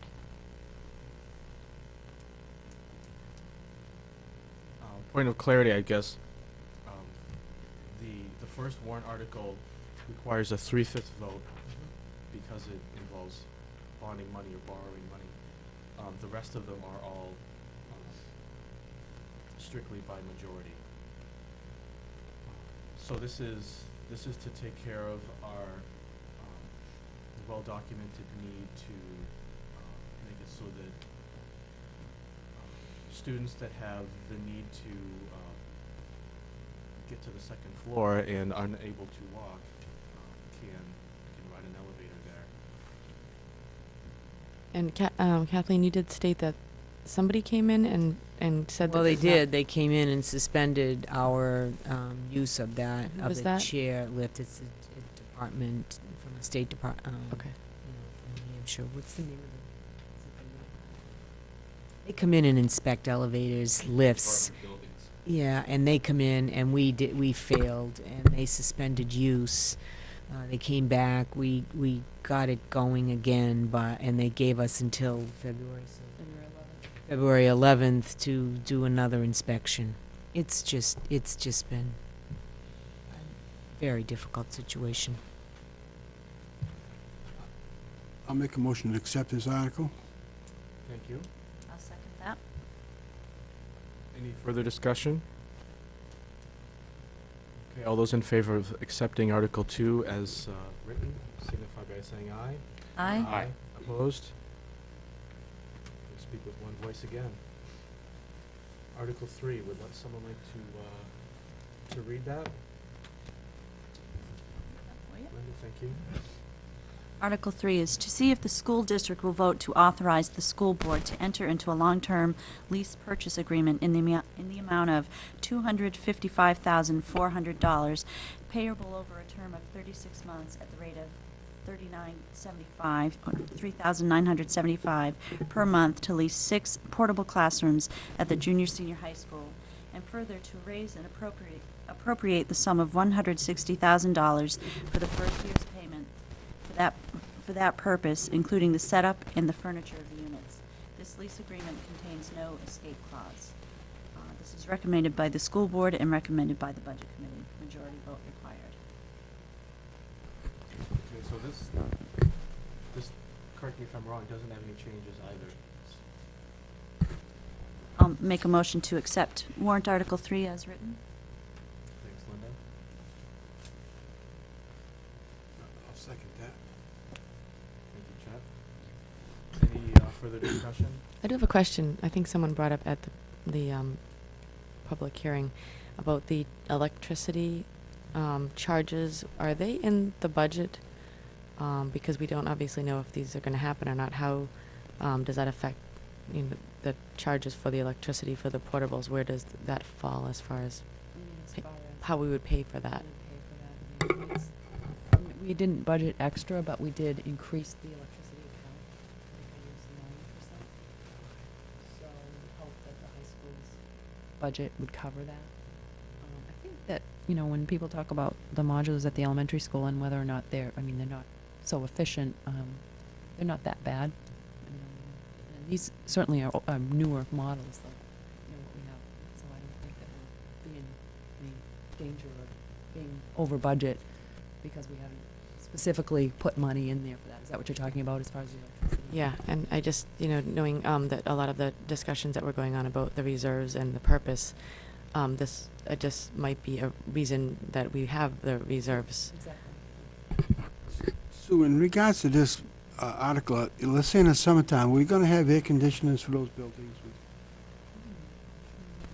I don't believe that they're included, and obviously, we're out of there in June, so the real summer months, there's no need to use them, but I think they're there if we want to use them. The heating units are built into the modulars, and they are both a heating and an air conditioning unit, all in one. So for that last month in June, because they can get pretty warm, Yes, they can. and so that unit goes Okay. both ways. Those are the ones I've used in the past. Certainly, it's nice that we're coming to the end of the budget year as the school year winds down, and we can keep an eye on that if it proves to be extraordinarily expensive to run those units. Could be very popular places though. Don't tell Fair that, I know. oops. Okay, any, last, comments on Article 3? Okay, all those in favor of the motion to accept Article 3 as written, signify by saying aye. Aye. Aye. Opposed? Thank you. Article 4. If you'd be so kind, I'd appreciate it. Voice is fading. You noticed that as well. To see if the school district will vote to raise and appropriate the sum of $56,187 for the purpose of hiring an additional teacher in special education at the Newmarket Junior Senior High School. Recommended by the school board and recommended by the budget committee. Majority vote required. I'll make a motion to accept this article. I'll second that.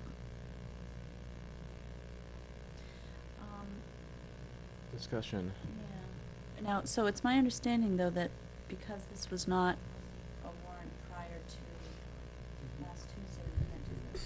Right, we worked on this today, and I actually called Barbara today just to double check on that, but the decision really rests on whether you want to create a warrant article, number one, and number two is, Sue and I talked about it today, and we've had our public hearing on the warrant articles, So we can't do this. right? It's, whether it's legal or not, it's not really appropriate process to, Right. to limit, to not give the public the opportunity to speak to it. So to make it legal, you'd have to post it and go back to another hearing. But unfortunately, we've passed Yeah. the amount of Deadline. time, the Yeah. deadline to do such.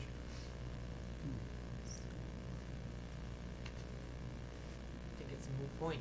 Yeah. So Yeah. do you want to rescind your motion? Yeah, I'll rescind it. Rescind my second. Okay, so, in the interest of, yeah, number 5 is for, as listed, is for the desktop support technician.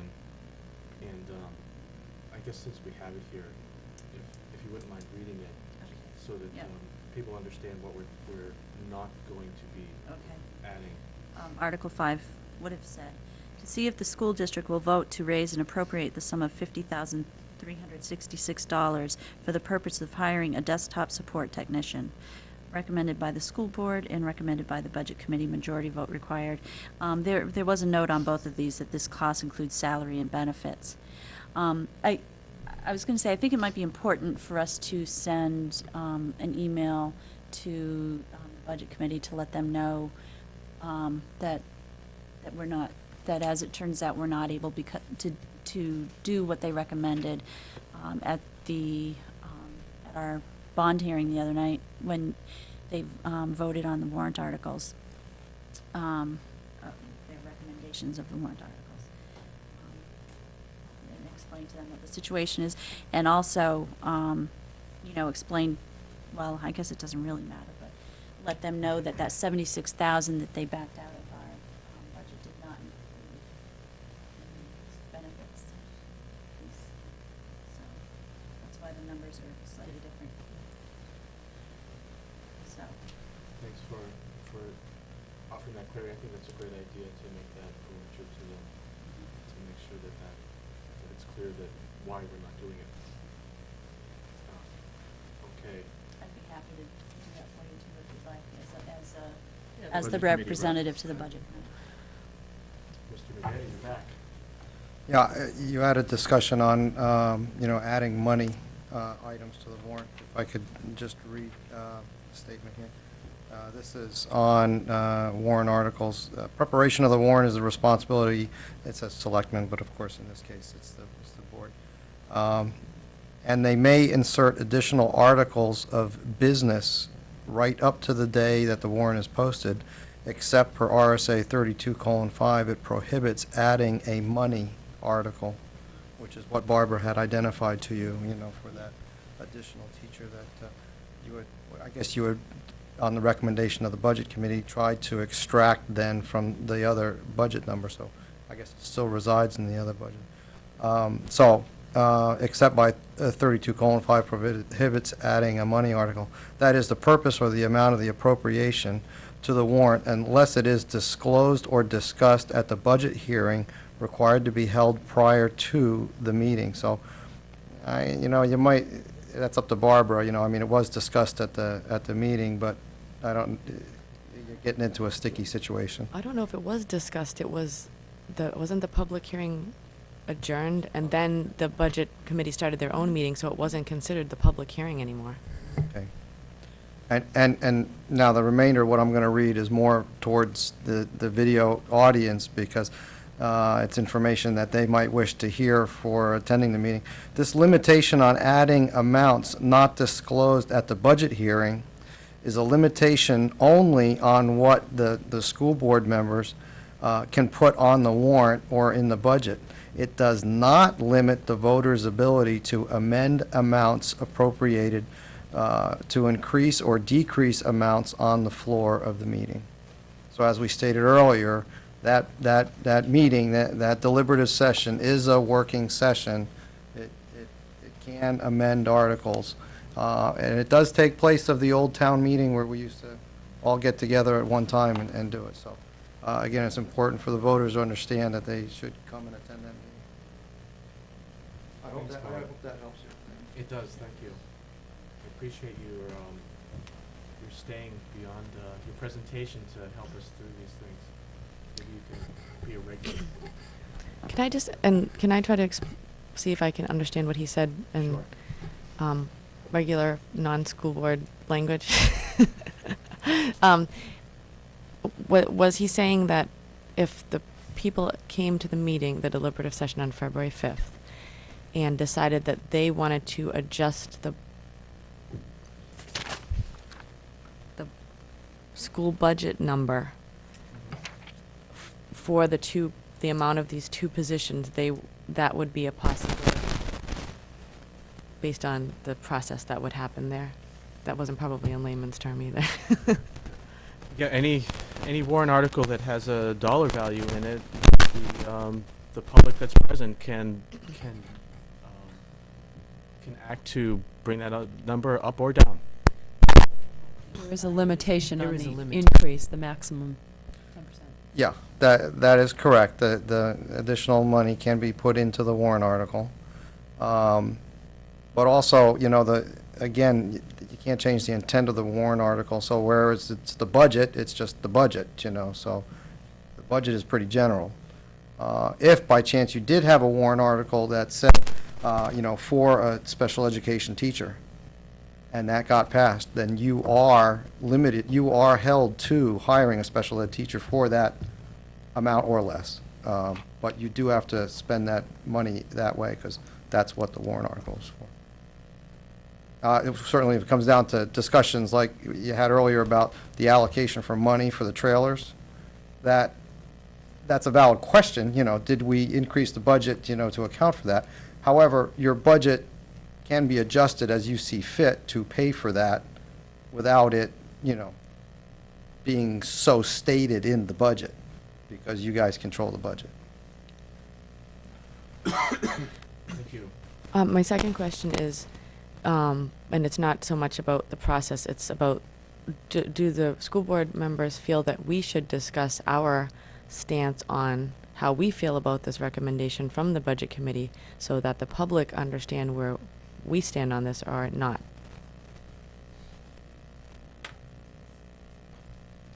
I'm not sure I entirely understand the question.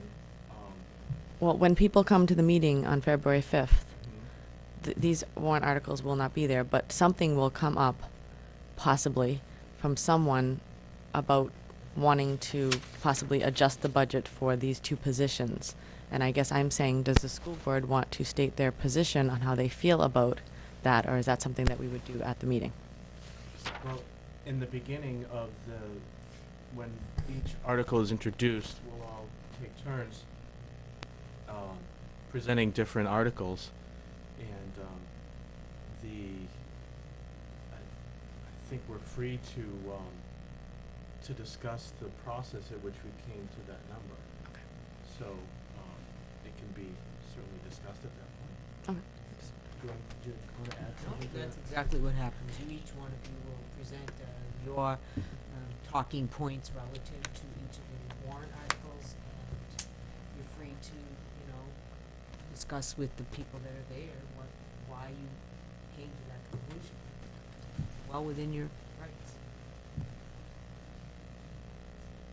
Okay, so we're now moving on to warrant Article 4, formerly known as warrant Article 6, I guess, just on this paper. So the numbering is going to remain the same as in the handouts that people have received at the hearing, so we'll go back. You want me to continue to read for you? So you can use your I voice. appreciate it, thank you. Okay, so Article 4, to see if the school district will vote to appropriate 2/5 or 40% of any June 30th, 2008 fund balance surplus up to $100,000 to be added to the expansion of school facilities capital reserve fund. This is recommended by the school board and not recommended by the budget committee. Majority vote required. And I will make a motion to accept. There's a note Oh, I'm underneath. sorry, note, the 12/31/07 balance of this reserve fund is $1,042,209. And I will make a motion to accept this warrant article as written. I'll second that. Thanks, Jeff. Any discussion? Any discussion on Article 4? I know this article has been, I think on the warrant almost every year since 1964. With the exception of a few. There were a few years it was not, given the, I think it was 1965. 65. I have the actual document where it was created, so I can go back and check that, but somewhere in But that. certainly in that era. No, it's right, I know right where it is, so this is a common question, so. It's not hard to find. And this is to set aside money for expansion of school facilities capital reserve fund. And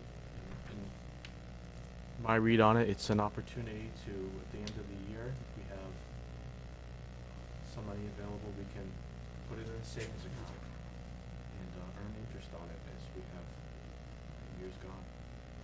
Any other comments on Article 4? I'll wait until the deliberative session to make my comments. Okay, stay tuned for that. Okay, hearing none then. All those in favor of Article 4 signify by saying aye. Aye. Aye. Opposed?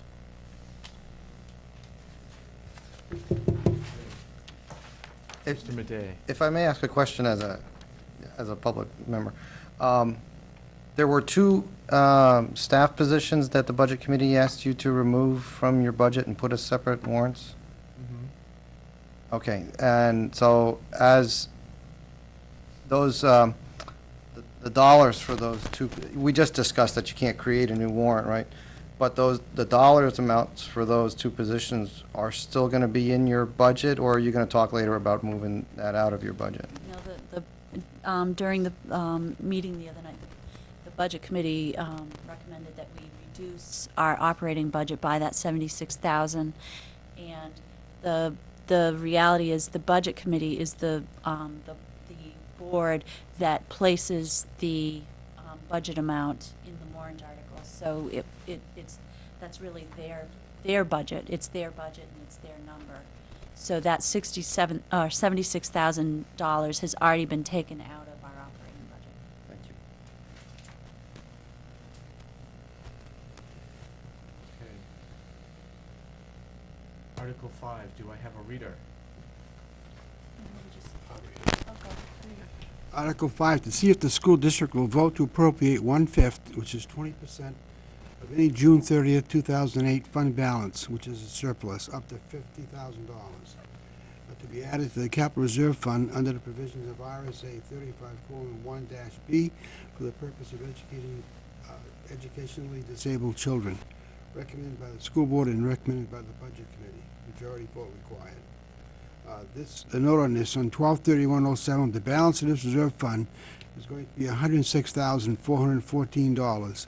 The fund is capped at $250,000. I'll make a motion to accept Article 5 as written. I'll second that. Thank you. Any further discussion? Yeah, I think we should tell the people, in regards to the cap of 250,000, I've heard some rumors saying that's kind of high. Well, that can be changed from year to year. People should know this. It's not etched in stone. Right, and what that number represents to me is, and we're certainly a ways away from reaching it, having a need for providing services that were unanticipated for two students in kind of a most difficult scenario. Could wipe out 150,000 real quick. It could. And it's funny you say that you've had comments that it's too high. I've had comments that it's too low, so it's an interesting, you know, That's why I think I wanted to bring it up. In our earlier discussion, we felt it important to remember that we established that potential cap to deal with the potential of 18 months worth of funding. Because depending on when that student hits your front door, you could have the remainder of a current school year plus an entire school year before the next voted budget goes into effect, where you would then deal with that student's needs through the budgetary process. So there's a potential for 18 months, and that's one of the reasons that we established that cap at 250,000.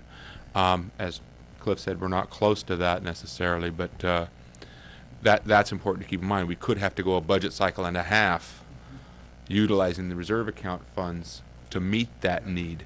And so it is important to have the potential for that 18 months available so that we're not looking for that, again, that supplemental appropriation.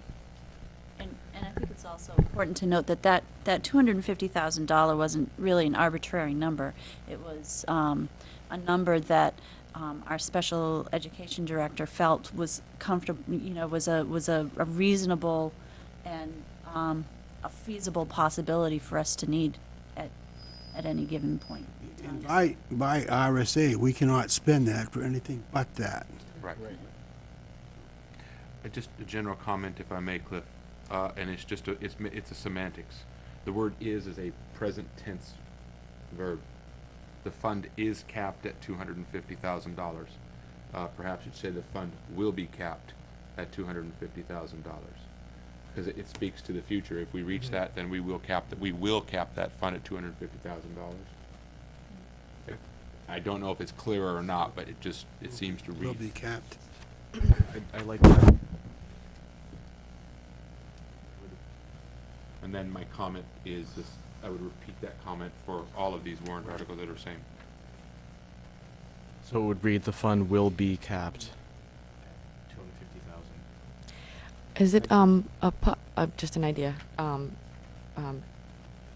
supporting kind of what Chet was saying, to clarify that this will be reviewed each year? Is that something that we might think of putting the language in there? Is that something that we want to keep just to our public knowledge, but maybe too many words might be confusing? Yeah, we can certainly speak to that at the Okay. deliberative session. I think short and sweet, though. Yeah, I is- agree. Is our best bet. Okay, further comments?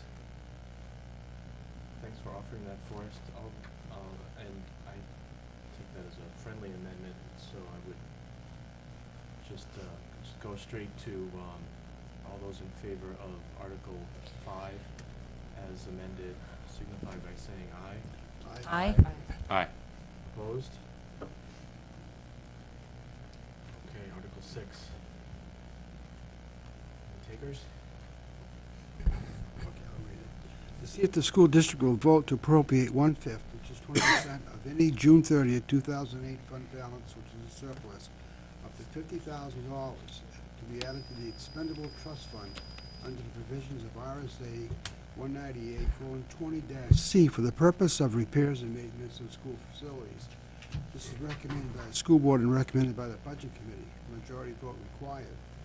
As of December 31st, '07, the balance of this reserve fund is, which is a verb to be, $106,465, and the fund is capped at $250,000. Is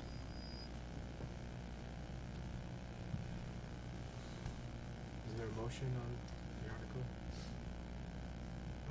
I'll make a motion to accept Article 6 as written. And I'll second that. And when you say it's written, I as assume you're really Will be, meaning the will be, with the tense change there. right. Okay. Any discussion? Pretty much same as the prior, different theme. Once again, we're limited to the scope of that, where we would expend those monies. Comments, anyone? Okay, all those in favor of Article 6 as amended signify by saying aye. Aye. Opposed? Thank you. Article 7, Chet, do you want to continue? You're on a roll with these. Sure. Article 7, to see if the school district will vote to appropriate 1/5, which is 20% of any June 30th, 2008 fund balance, which is a surplus, up to $50,000, to be added to the expendable trust fund under the provisions of RSA 198:20-C for the purpose of purchasing technology equipment. Equipment includes replacing computers at the junior, senior high school and at the elementary school, printers and additional equipment / software for classroom use. This is recommended by the school board and recommended by the budget committee. Majority vote required. As of 12/31/07, the balance of this reserve fund is $52,456. The fund is capped at $100,000.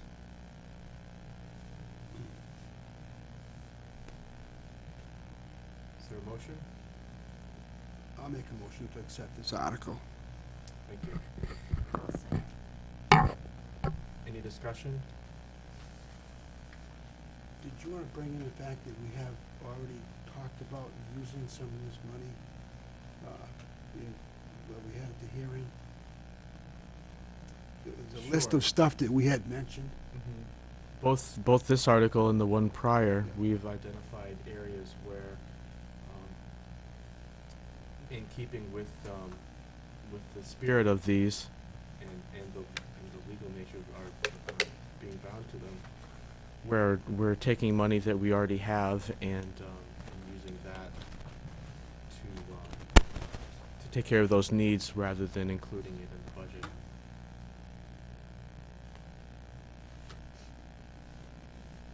Any other comments? Or I just want to point out that the cap on this is significantly less than on the prior ones, and in keeping with what our expectation is for the things that we would need it for. Okay, all those in favor of the motion to accept Article 7 as amended in tense, the note, signify by saying aye. Aye. Aye. Opposed? Thank you. Article 8, Linda, this is the budget, as the budget rep. Taking over? Article 8, to see if the school district will raise and appropriate as an operating budget, not including appropriations by special warrant articles and other appropriations voted separately, the amount set forth on the budget posted with the warrant or as amended by the vote of the first session for the purposes set forth therein totaling $13,712,357. Should this article be defeated, the default budget shall be $13,451,060, which is the same as last year with certain adjustments required by previous action of the Newmarket School District or by law. Or the school board may hold one special meeting in accordance with RSA 40:13X and XPI to take up the issue of a revised operating budget only. Majority vote required. Note this warrant article operating budget does not include appropriations in any other warrant article.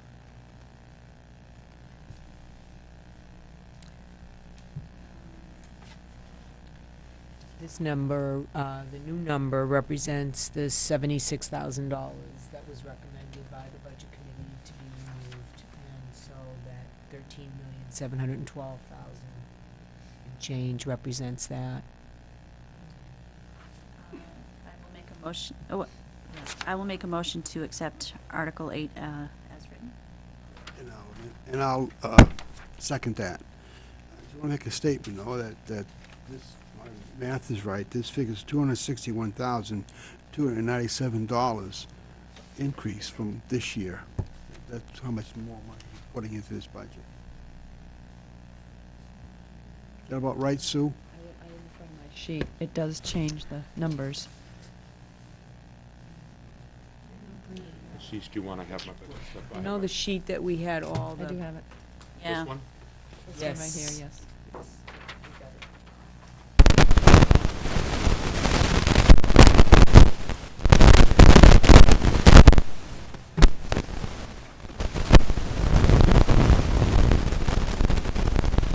Keep it down out there, will you?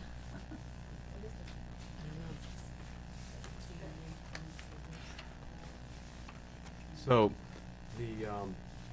while they're figuring that out, I'll just make the comment that this represents approximately 2.7% increase over the last year's operating budget, which the recommendation of the Budget Committee was to hold the total increase to be less than 3%, which was their approximation for the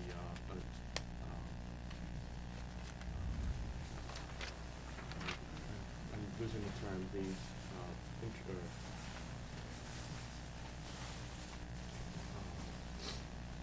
sorry,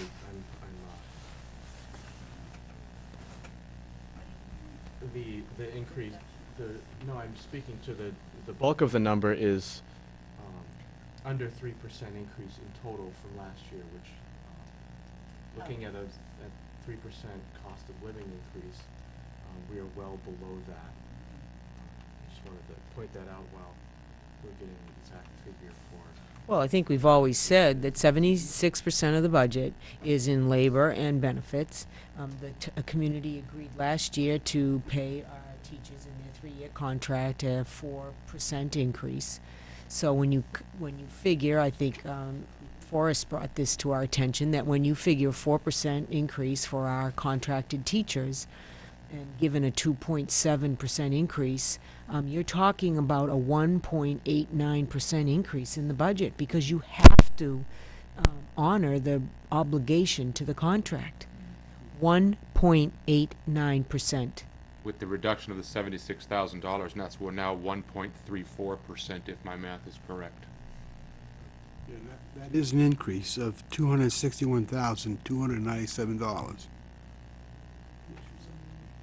Over last year's? 200, yeah. Yep. When you take out the teacher salaries, it's an increase of 183,858 to the actual operating budget. Which, again, my math shows there's a 1.34% increase, and I saw an article today that regional inflation's running about 4% for last year. And, considering electric costs, fuels costs, and things are all built into that piece as well. It's, it's pretty sharp pencil to put that budget together. And then, I guess, just again, this is the number that is, that the Budget Committee adjusted our proposal by, and I'm noting that it doesn't indicate here, that it's recommended by the school board or the Budget Committee. And, Well, it's the Budget Committee's budget. so It's their number, so it doesn't make any sense to say recommended or not recommended. It is their budget. It is their number. And so that's kind of recommended by the Budget Committee. Well, it's their number. My only concern about not including including that wording in the warrant article is that I don't want to give any perception that, that we're not including that statement for any particular reason. You know what I'm saying? Because inconspicuous in its Yeah. absence compared to Because the we, other because ones. we do it every year, because it's always there every year, just to be, consistent year to year. Although it doesn't really, mean anything, because the reality is, if we vote to accept it, and it's the budget committees, then by default, they recommend it. That, just to be consistent, I think we should keep that. We just were trying to No, I hear you. put it on, take it off, put it on, take it off. I know, It it's a- became a volleyball. It is a comment when I run these by Department of Revenue that it's not necessary on this article, it's only on special warrant articles that you need that recommendation, but. I could be wrong, I'm concerned that the number representing the budget in this article is not correct. If I am reading my figures right, our initial budget was $14,039,278. And if you subtract 76,292, we should not have lost, No, you're using the last figure. It's actually. That's why I'm original- asking. Yeah, it was originally 13,789,278, and if you subtract that 76, and I think this, and I'm going by the motion that was made at the meeting, 13, and this was the actual number, and I checked the number. So you're using the number that we had the first time out when I had the 250. And before our reductions, so this is an older sheet Yeah, then. that is an older sheet. Okay. What's the date on the bottom of it, actually? 1-3. Yeah, and this is 115. Okay, so all we right, do have- very And good. I will revise the sheet. And just for your information, when I reran that number, it was originally 370, and it's now 293 increase, 293,000, which brings it down to 2.18% increase, 2.18, so around 2.2. So it is slightly more. Okay. Thank you. Any other comments on, The only comment I'll make is that, given that 2.18, the risk of a default budget has profound effects on what you do. 5 years ago, when I came to Newmarket, there was a number of default budget, and it took us a while to recoup. You don't recoup that overnight. You don't recoup $300,000 overnight. So, I mean, it's critically important that the community understand the impact of a default budget and what that will mean. And because we're very labor intensive, nearly 76% of our budget is around people and relationships with children. There will be a significant impact in having to reduce your budget should the default budget pass. And I can't emphasize that enough. It takes several years to recoup from that situation. So we need to work really hard to help people understand that you Yes. have been very careful in developing this budget. there's already, I think, significant potential for impact with taking that $76,000 out. That we've, gone back time and again asking you to sharpen your pencil more. And every time it gets a little bit more painful. So I think it's pretty lean. Right, you're exactly right. Right now, we have the task of going through that budget once again to find that $76,000, to find, when we are ready to spend that budget, to find that $76,000 that the budget committee has taken out of this budget. We've already got that task on our plate. If we do end up with a default budget and it's 300 and, what, 300? About 300. 300,000, that's going to have, you're right, a very, very serious impact on what we can provide for extras for our kids, because there is no way that we can cut back on curriculum or on, on any of the academics. Our education kids services. need the programs that we're providing them now. They need them to compete. And it's going to be very sad, because guess what else is really, really important when you're trying to get into colleges? Extracurriculars. And unfortunately, that's sorry, getting emotional here, but it's, you know, we're really up against it, and just, again, can't tell you how disappointed I am in what happened the other night, and I just feel the need to apologize to the children of this town, because it's just a shame what happened. I'm sorry. I frankly do not believe there are $300,000 of extras in the budget, having gone through this budget and 20 others. Folks, if we have to cut $300,000, we won't be able to stop at the extras, because we won't find $300,000 in what people might consider extras. Any other comments on the budget, Article 8? Chuck? What does this note mean versus this warrant article, which is the operating budget, not include appropriations in any other warrant article? Well, there's that number of 13,712,000 doesn't include Okay. the elevator Okay, or any of that. Okay. Linda had brought up a point of writing the recommended by the budget committee. I think we need to finish the discussion on that. Thank you. I was just recalling that as you put it to voice. So how do we want it to read? Do we want it to read recommended by the budget committee, recommended by the school board, and recommended by the budget committee? Maybe what we should say is, as, you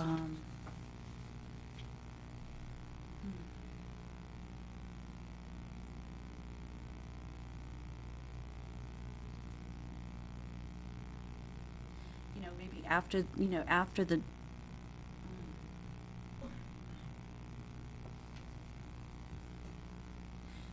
know, maybe, yeah, maybe we should just say this budget was recommended by the budget committee. If we vote on it, I think we have to say it too. If we vote on it.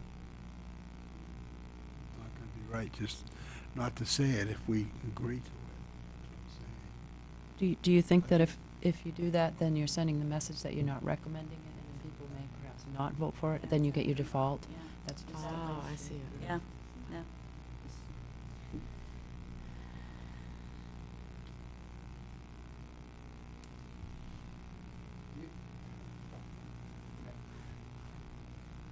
You can say anything you want in there. It's not related to, really, to the warrant itself. As Kathy said, it's just a statement on, you know, what you did. You could say plain and clear, you know, this is a reduced number from the school board, and it's a number recommended by the budget committee, something like that. You can still say two statements, your statement and the budget committee statement. And you can even say, you know, reduced by $76,000 from the school board recommendation. This number is approved by the budget committee. And I totally agree that if you leave it out, it sends different messages to the public. They have said that in the past. And the budget committee has even been upset with us for not including or whatever, any statements from them in it, you know. But it's not required, but I think it's a nice thing. I think the public look for it.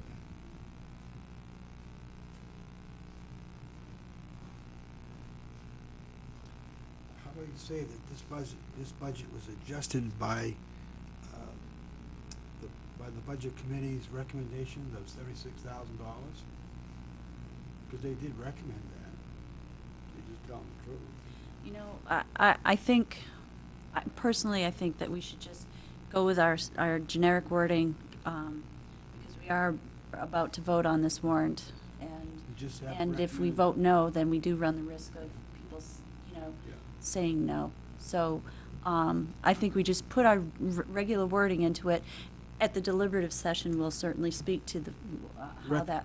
Recommended by the school board and the budget committee. That's what I Okay. think we should do. That's my opinion.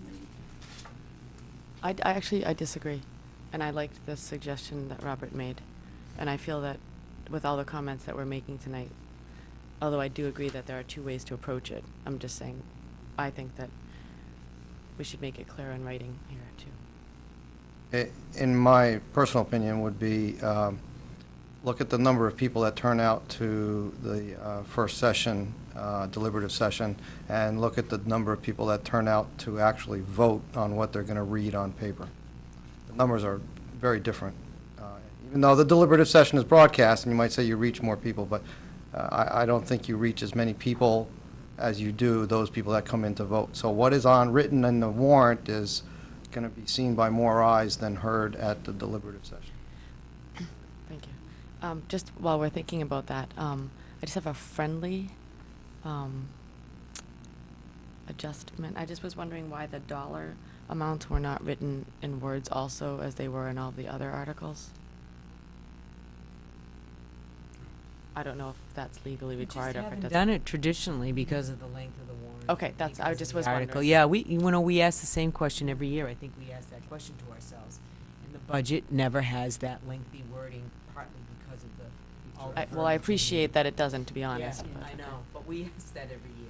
And you do actually get some samples. Yeah, You get a and they sample do. packet, and we did go back and look at that, because I said it's strange that we didn't, but in their sample, they didn't in the operating budget either. But in the specials, they did, so it's not consistent. Can I make a suggestion? Only because I appreciate, trust me, that, that we need to let people know, you know, where this dollar amount came from. The fact is, we're about to take a vote on this warrant article, which to me, we critically need to say yes to. And so I think the recommended by school board and budget committee can be there. And then another note, this budget was decreased by, you know, this budget, reflects a decrease of 76,000 as recommended, from the original, the school board's original, budget request as recommended by the budget committee. I guess, you know, my objective is to make darn sure that when people go in and vote for this budget, they don't see negatives and think, oh, you know, oh my gosh, the school board is against this, let's say no. Or, oh my gosh, you know, I want, you know, even though it should be clear what a no will do, I don't want to give any confusion to anyone, because it is so critical that this pass, that I don't want anyone to misunderstand or have any perceptions about what it means if it says that the board does not recommend this. I just don't want. I am not willing to make that gamble on our children's needs, and I don't know what else to say. So if in parentheses we list recommended by the school board and recommended by the budget committee, and then like we have in the preceding articles, note colon, and then, well, we already have a note, so we add to that note that this amount is $76,000 less than the school board's proposed budget. Bob, you have a comment on that? Yeah, may I just recommend that you, as Linda says, you go plain and simple, both approve the number, because in the end, it's not going to matter whether the note says it's less than what the school board requested when you're voting on it. When you're voting on it in the second session, you're either going to vote yes or no. You're not going to add any money to it. So the only place that you're going to add money or subtract money will be at the deliberative session. So if it's clearly discussed at the deliberative session, you know, the words will speak for themselves that the number is a good number. I would tend to side with Linda to keep it simple and discuss it at the deliberative session in hopes that, you know, it might be adjusted in a way that you find favorable. So just have it recommended by the school board and recommended by the budget committee, period. I would think so.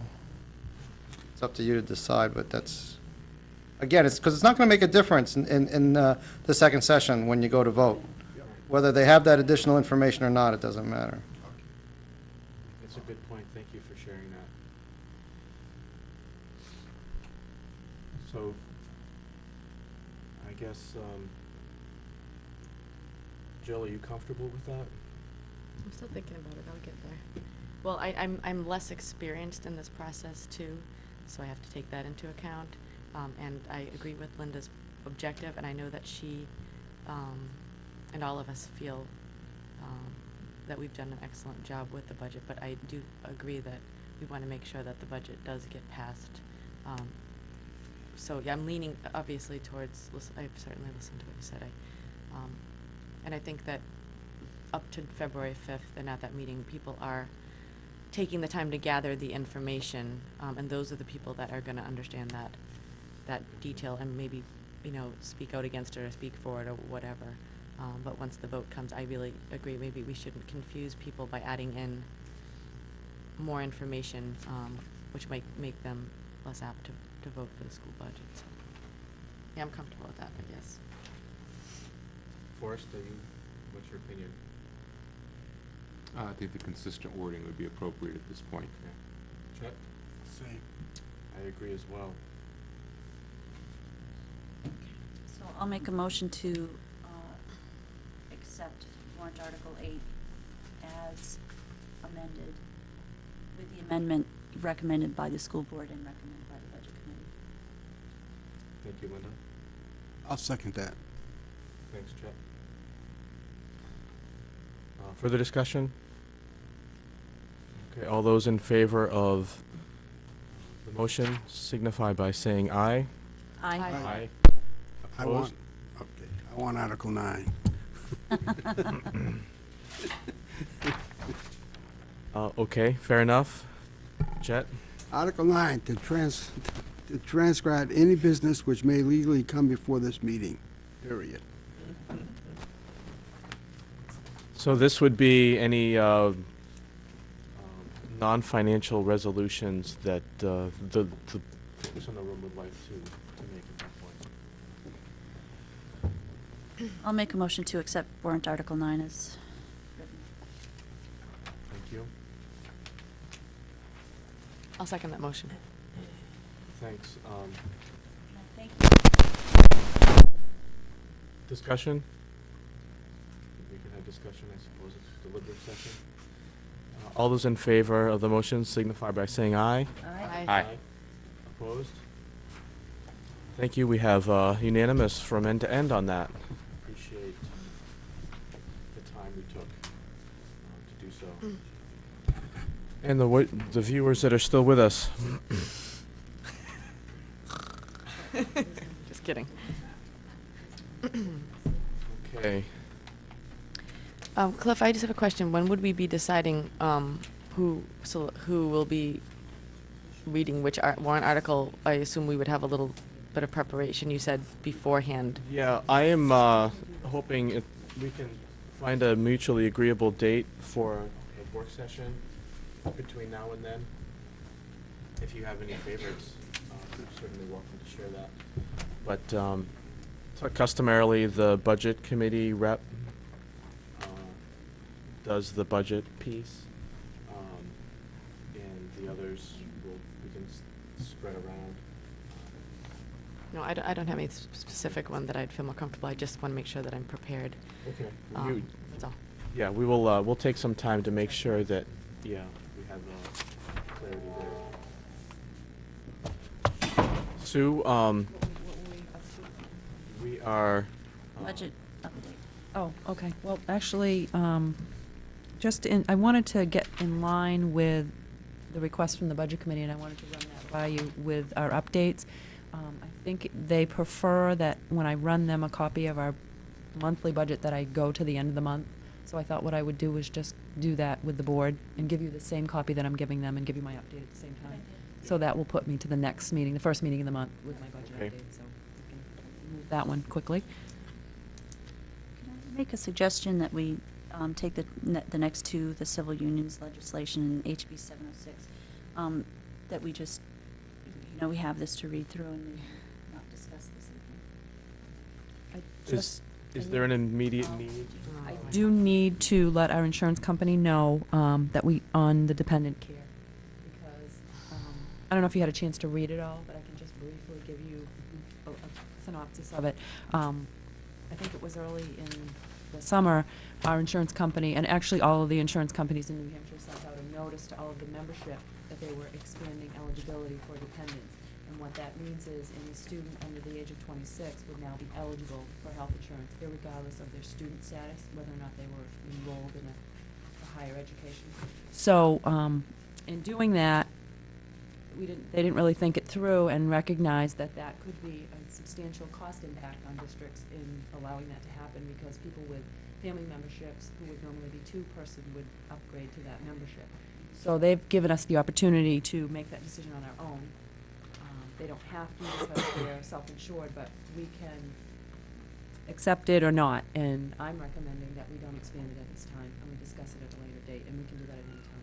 And that's basically the decision I need now to let them know so they can proceed with our plan. Okay. That's all I need. Do you have any questions on that? Do you understand what the impact would be if we were to expand it at this time? Not financial, not. Financial, there would be a financial impact for the Right. district. Does this have to do with Michelle's law that was passed to, it was something that was in the, no, it's not the same thing? That's sort of Sort of. prompted it, but this isn't even a broader It's a broader- application of the concept of Michelle's Law. For those people that don't know, Michelle's Law is the student who was in college got sick because they got sick, had to drop out of college, and because they weren't a full-time student, lost their health insurance. That catch-22. So, but this was broader than that. This came out of the legislature in the last session, all of its own, but may have been the idea, I guess, behind it.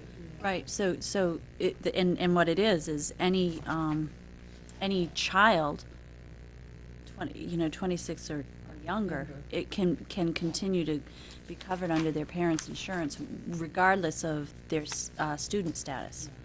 So, There are some cost implications for individuals that choose that, because in order to be eligible, they have to be, you have to be supporting them. They have to be living with you. So, I mean, I can't be living in another state and have a job, but, I mean, and there are some consequences tax-wise for individuals that opt for it, because they would be taxed on that portion. So we would have to figure out how much is their cost and how much is a district cost. So it gets a little complicated. But at this time, I'd recommend that we forego this and wait and discuss it at a later time, so that we can make some better decisions on how we Yeah. want to proceed with it. I think it would be a good idea also to survey the staff and see, let's get some hard facts, hard figures maybe on We what the did impact might be. Talk with the union about it. Okay. Right, and just remember now, this is all part of your salary and benefits, in which you sit down with the Teachers Association and you negotiate. So, these are things that you need to think about as you prepare for that in 2 years. I'm comfortable with your recommendation. Is that the feeling of the board? So I really think I need a motion for this. Okay. Anyone want to offer a motion to speak to this?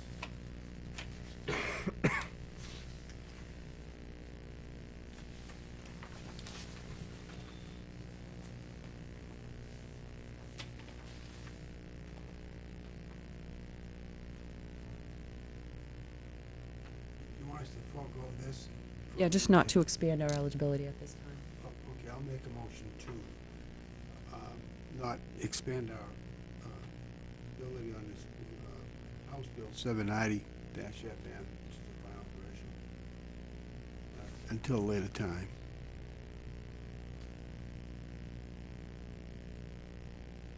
I'll second that. The honest with you, I read through it and it just keep coming back on me, telling what I was reading. So, I gotta have to have some guidance going through this. I'm sorry, so you said you did speak to Nancy about this, and did she have some, take on what kind of effect this will have? Well, we still offer COBRA options, so I mean, and anyone that has children that need this, we have that option for them, and that still stands. Okay. So, I mean, I don't think she had any real concerns. Okay. And I will tell you that this is what most districts are doing, Most unless districts they're in the do this. negotiating process. And I guess I would just further say, you know, that, and I'm glad that you've discussed it with them, and that it's, you know, open for discussion. If they want to make a presentation to us or speak to us, I really want them to know that we're here to listen. Should we put this on the agenda for next meeting to talk more about it, or? Next meeting, or what occurred to me was maybe listed on the action items. Action Yeah. items, yeah. So that, we don't risk losing sight of it.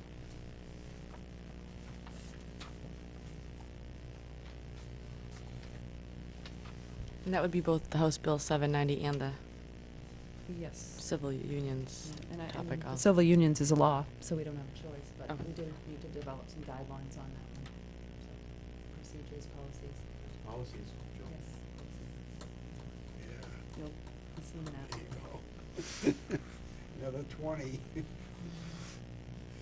You laugh, Chet, like you've lived it. Okay, moving along then. Do we have any resignations this evening? We have a motion. Oh, I'm sorry. That's okay. I'm fading here.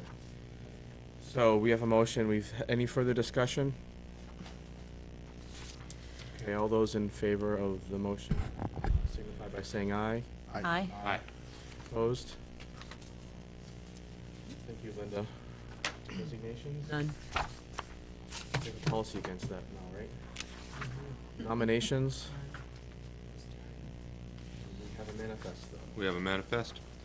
Make a motion that we approve the manifest presented in the amount of $567,947.14. I'll second that. Any discussion?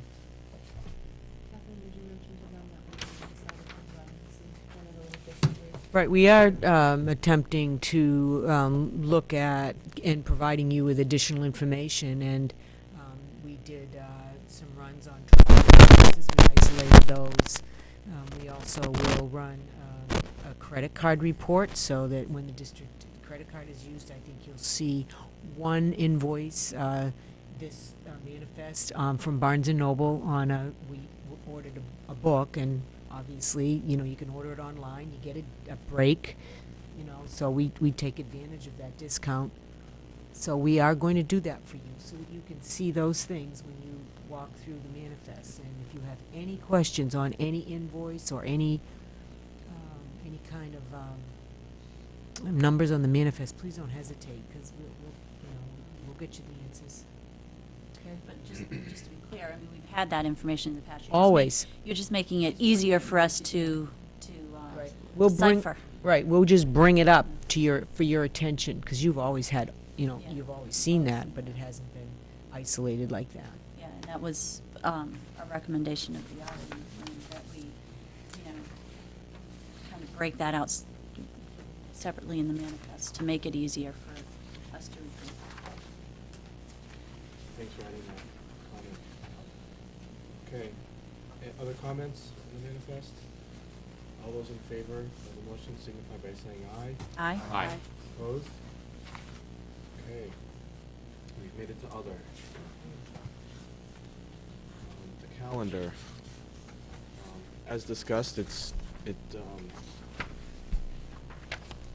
typically we do hold a session prior to the deliberative session to get our ducks in a row. And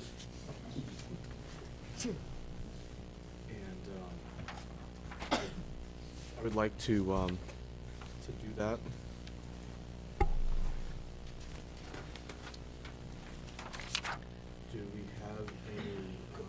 Could I make a suggestion? Absolutely. You know, Thursday nights is your night, and you have some time between, about the 31st.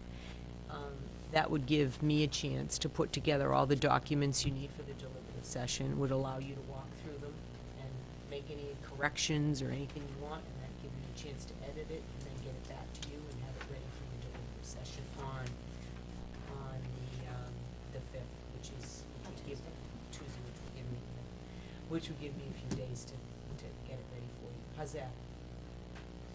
That works for me. Is that okay, Jeff? 7? The 31st? Whatever time you want. 7 o'clock.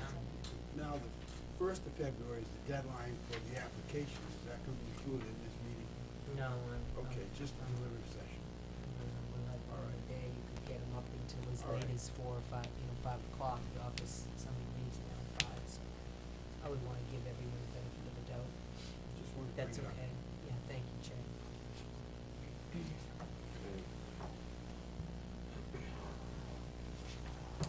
Project graduation bingo is on Saturday the 19th. That's right around the corner. Noon to 3 o'clock. I stole your thunder, Linda. I knew you were Did. going to bring that up. Martin Luther King Day is on Monday. As you know, our schools will be closed as well as the office. The health benefits meeting on Wednesday might be an opportunity to talk about some of those things if you want to have more. Sorry? Yeah. Did you get an email? No, I didn't. Okay. Yeah. I wonder if she has my old, okay. And this is the committee, too, that we welcome anyone from the community that wants to join. Have community members still? What is the health benefits meeting for, or committee or whatever it is, for people who don't know? Well, several years ago, I think we actually have a policy on it. We decided that it would be wise for us as a district to evaluate all of our benefits. And actually, we went out to bid, and that's how we arrived at our current carrier for health insurance and saved like $165,000.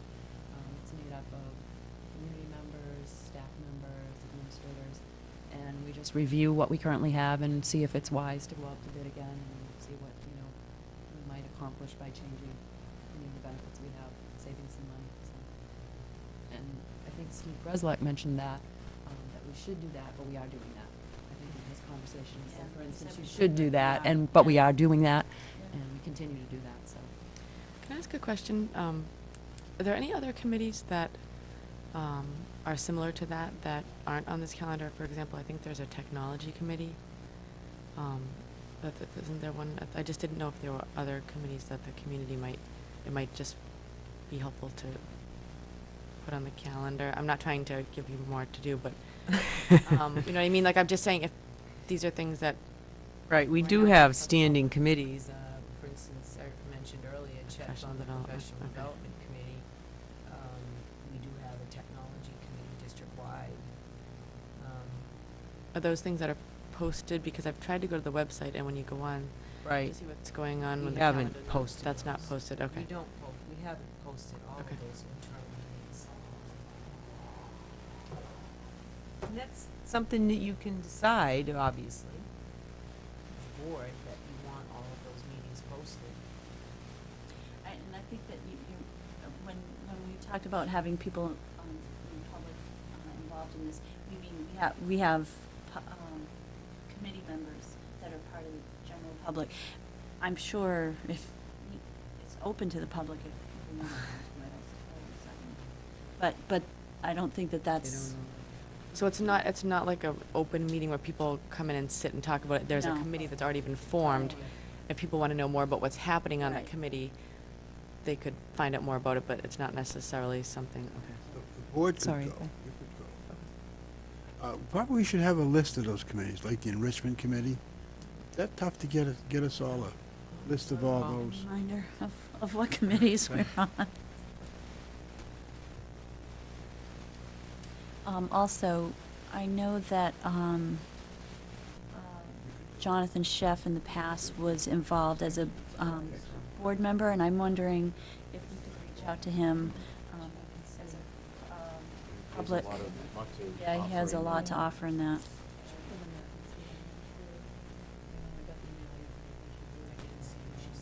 So we can check with her tomorrow and see. And maybe find out, if could, who has responded and who will, who would be there so that we can.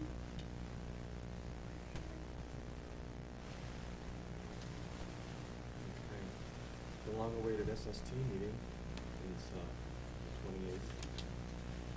In reality, we haven't had an SST meeting since November because we were snowed out in December with one of the snow days we've had, so it's been a couple of months at this point. Is anybody allowed to go to those meetings, Kathy, for example, if I wanted to go, could I go? Or does it have to just be on Flowers? No, I think that you could go, you just can't vote. Yeah. There's been people there that have observed, I know there's been a teacher there on occasion. Like this board, we do occasionally go into non-public, as I'm sure, you've done when you were there, and, yeah. Right. But certainly there are open meetings other than that. Okay, on to February, where on the 5th, once again, we have our deliberative session. And downstairs here in the town hall at 7 p.m. And, our next meeting is then 2 days later, where we will be hopefully finalizing our second read on the policy book, policy manual. And that will be cause for celebration. And so if you want to have a look at it, it's available in the district office. February 9th, Saturday, February 9th will be the next project graduation bingo. I'm kidding. Yeah, 12 to 3 at the high school cafeteria.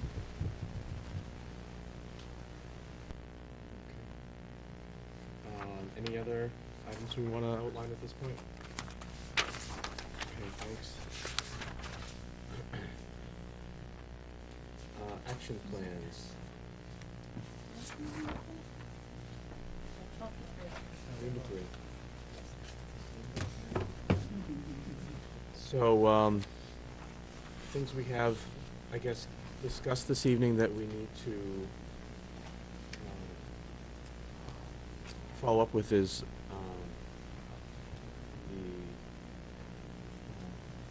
putting the civil use legislation piece and the House Bill 706 somewhere in our action items, so we don't lose sight of those. Are there any other things we need to? Well, we'll get you a list of committees.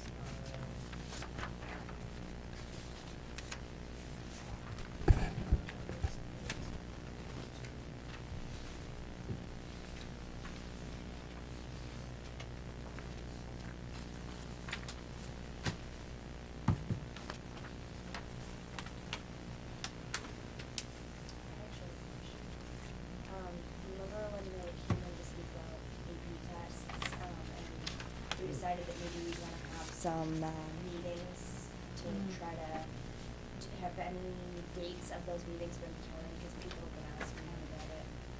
And I told them that. Well, I haven't met with the staff. All right. That's the one piece I really need to get to, so I'm working on All it. I right. did talk to Mrs. Pitts. Okay. So I'll meet with the staff. Before we go All right, any thank further, you. get on it. In between everything else. Okay, and one thing that, I haven't mentioned yet, but, now that we've got a purchase and sales that's effectively done, I'm looking forward to an opportunity to present as a school board representatives, to the town council, to give them an opportunity to ask questions regarding our warrant and the bond article, because it's critical that we have good cooperation with that part of the town government. Would you like me to work out something with the town administrator and come up with a date? That'd be fantastic.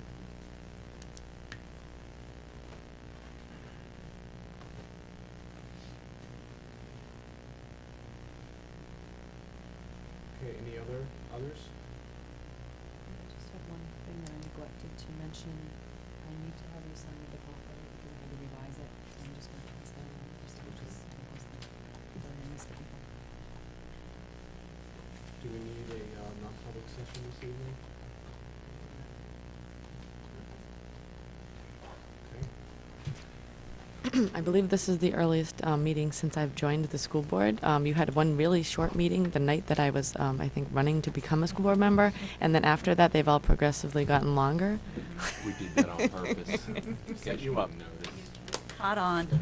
So is that a motion to adjourn? Yes, it is. I'll second that. All those in favor, signify by saying aye. Aye. Thank you.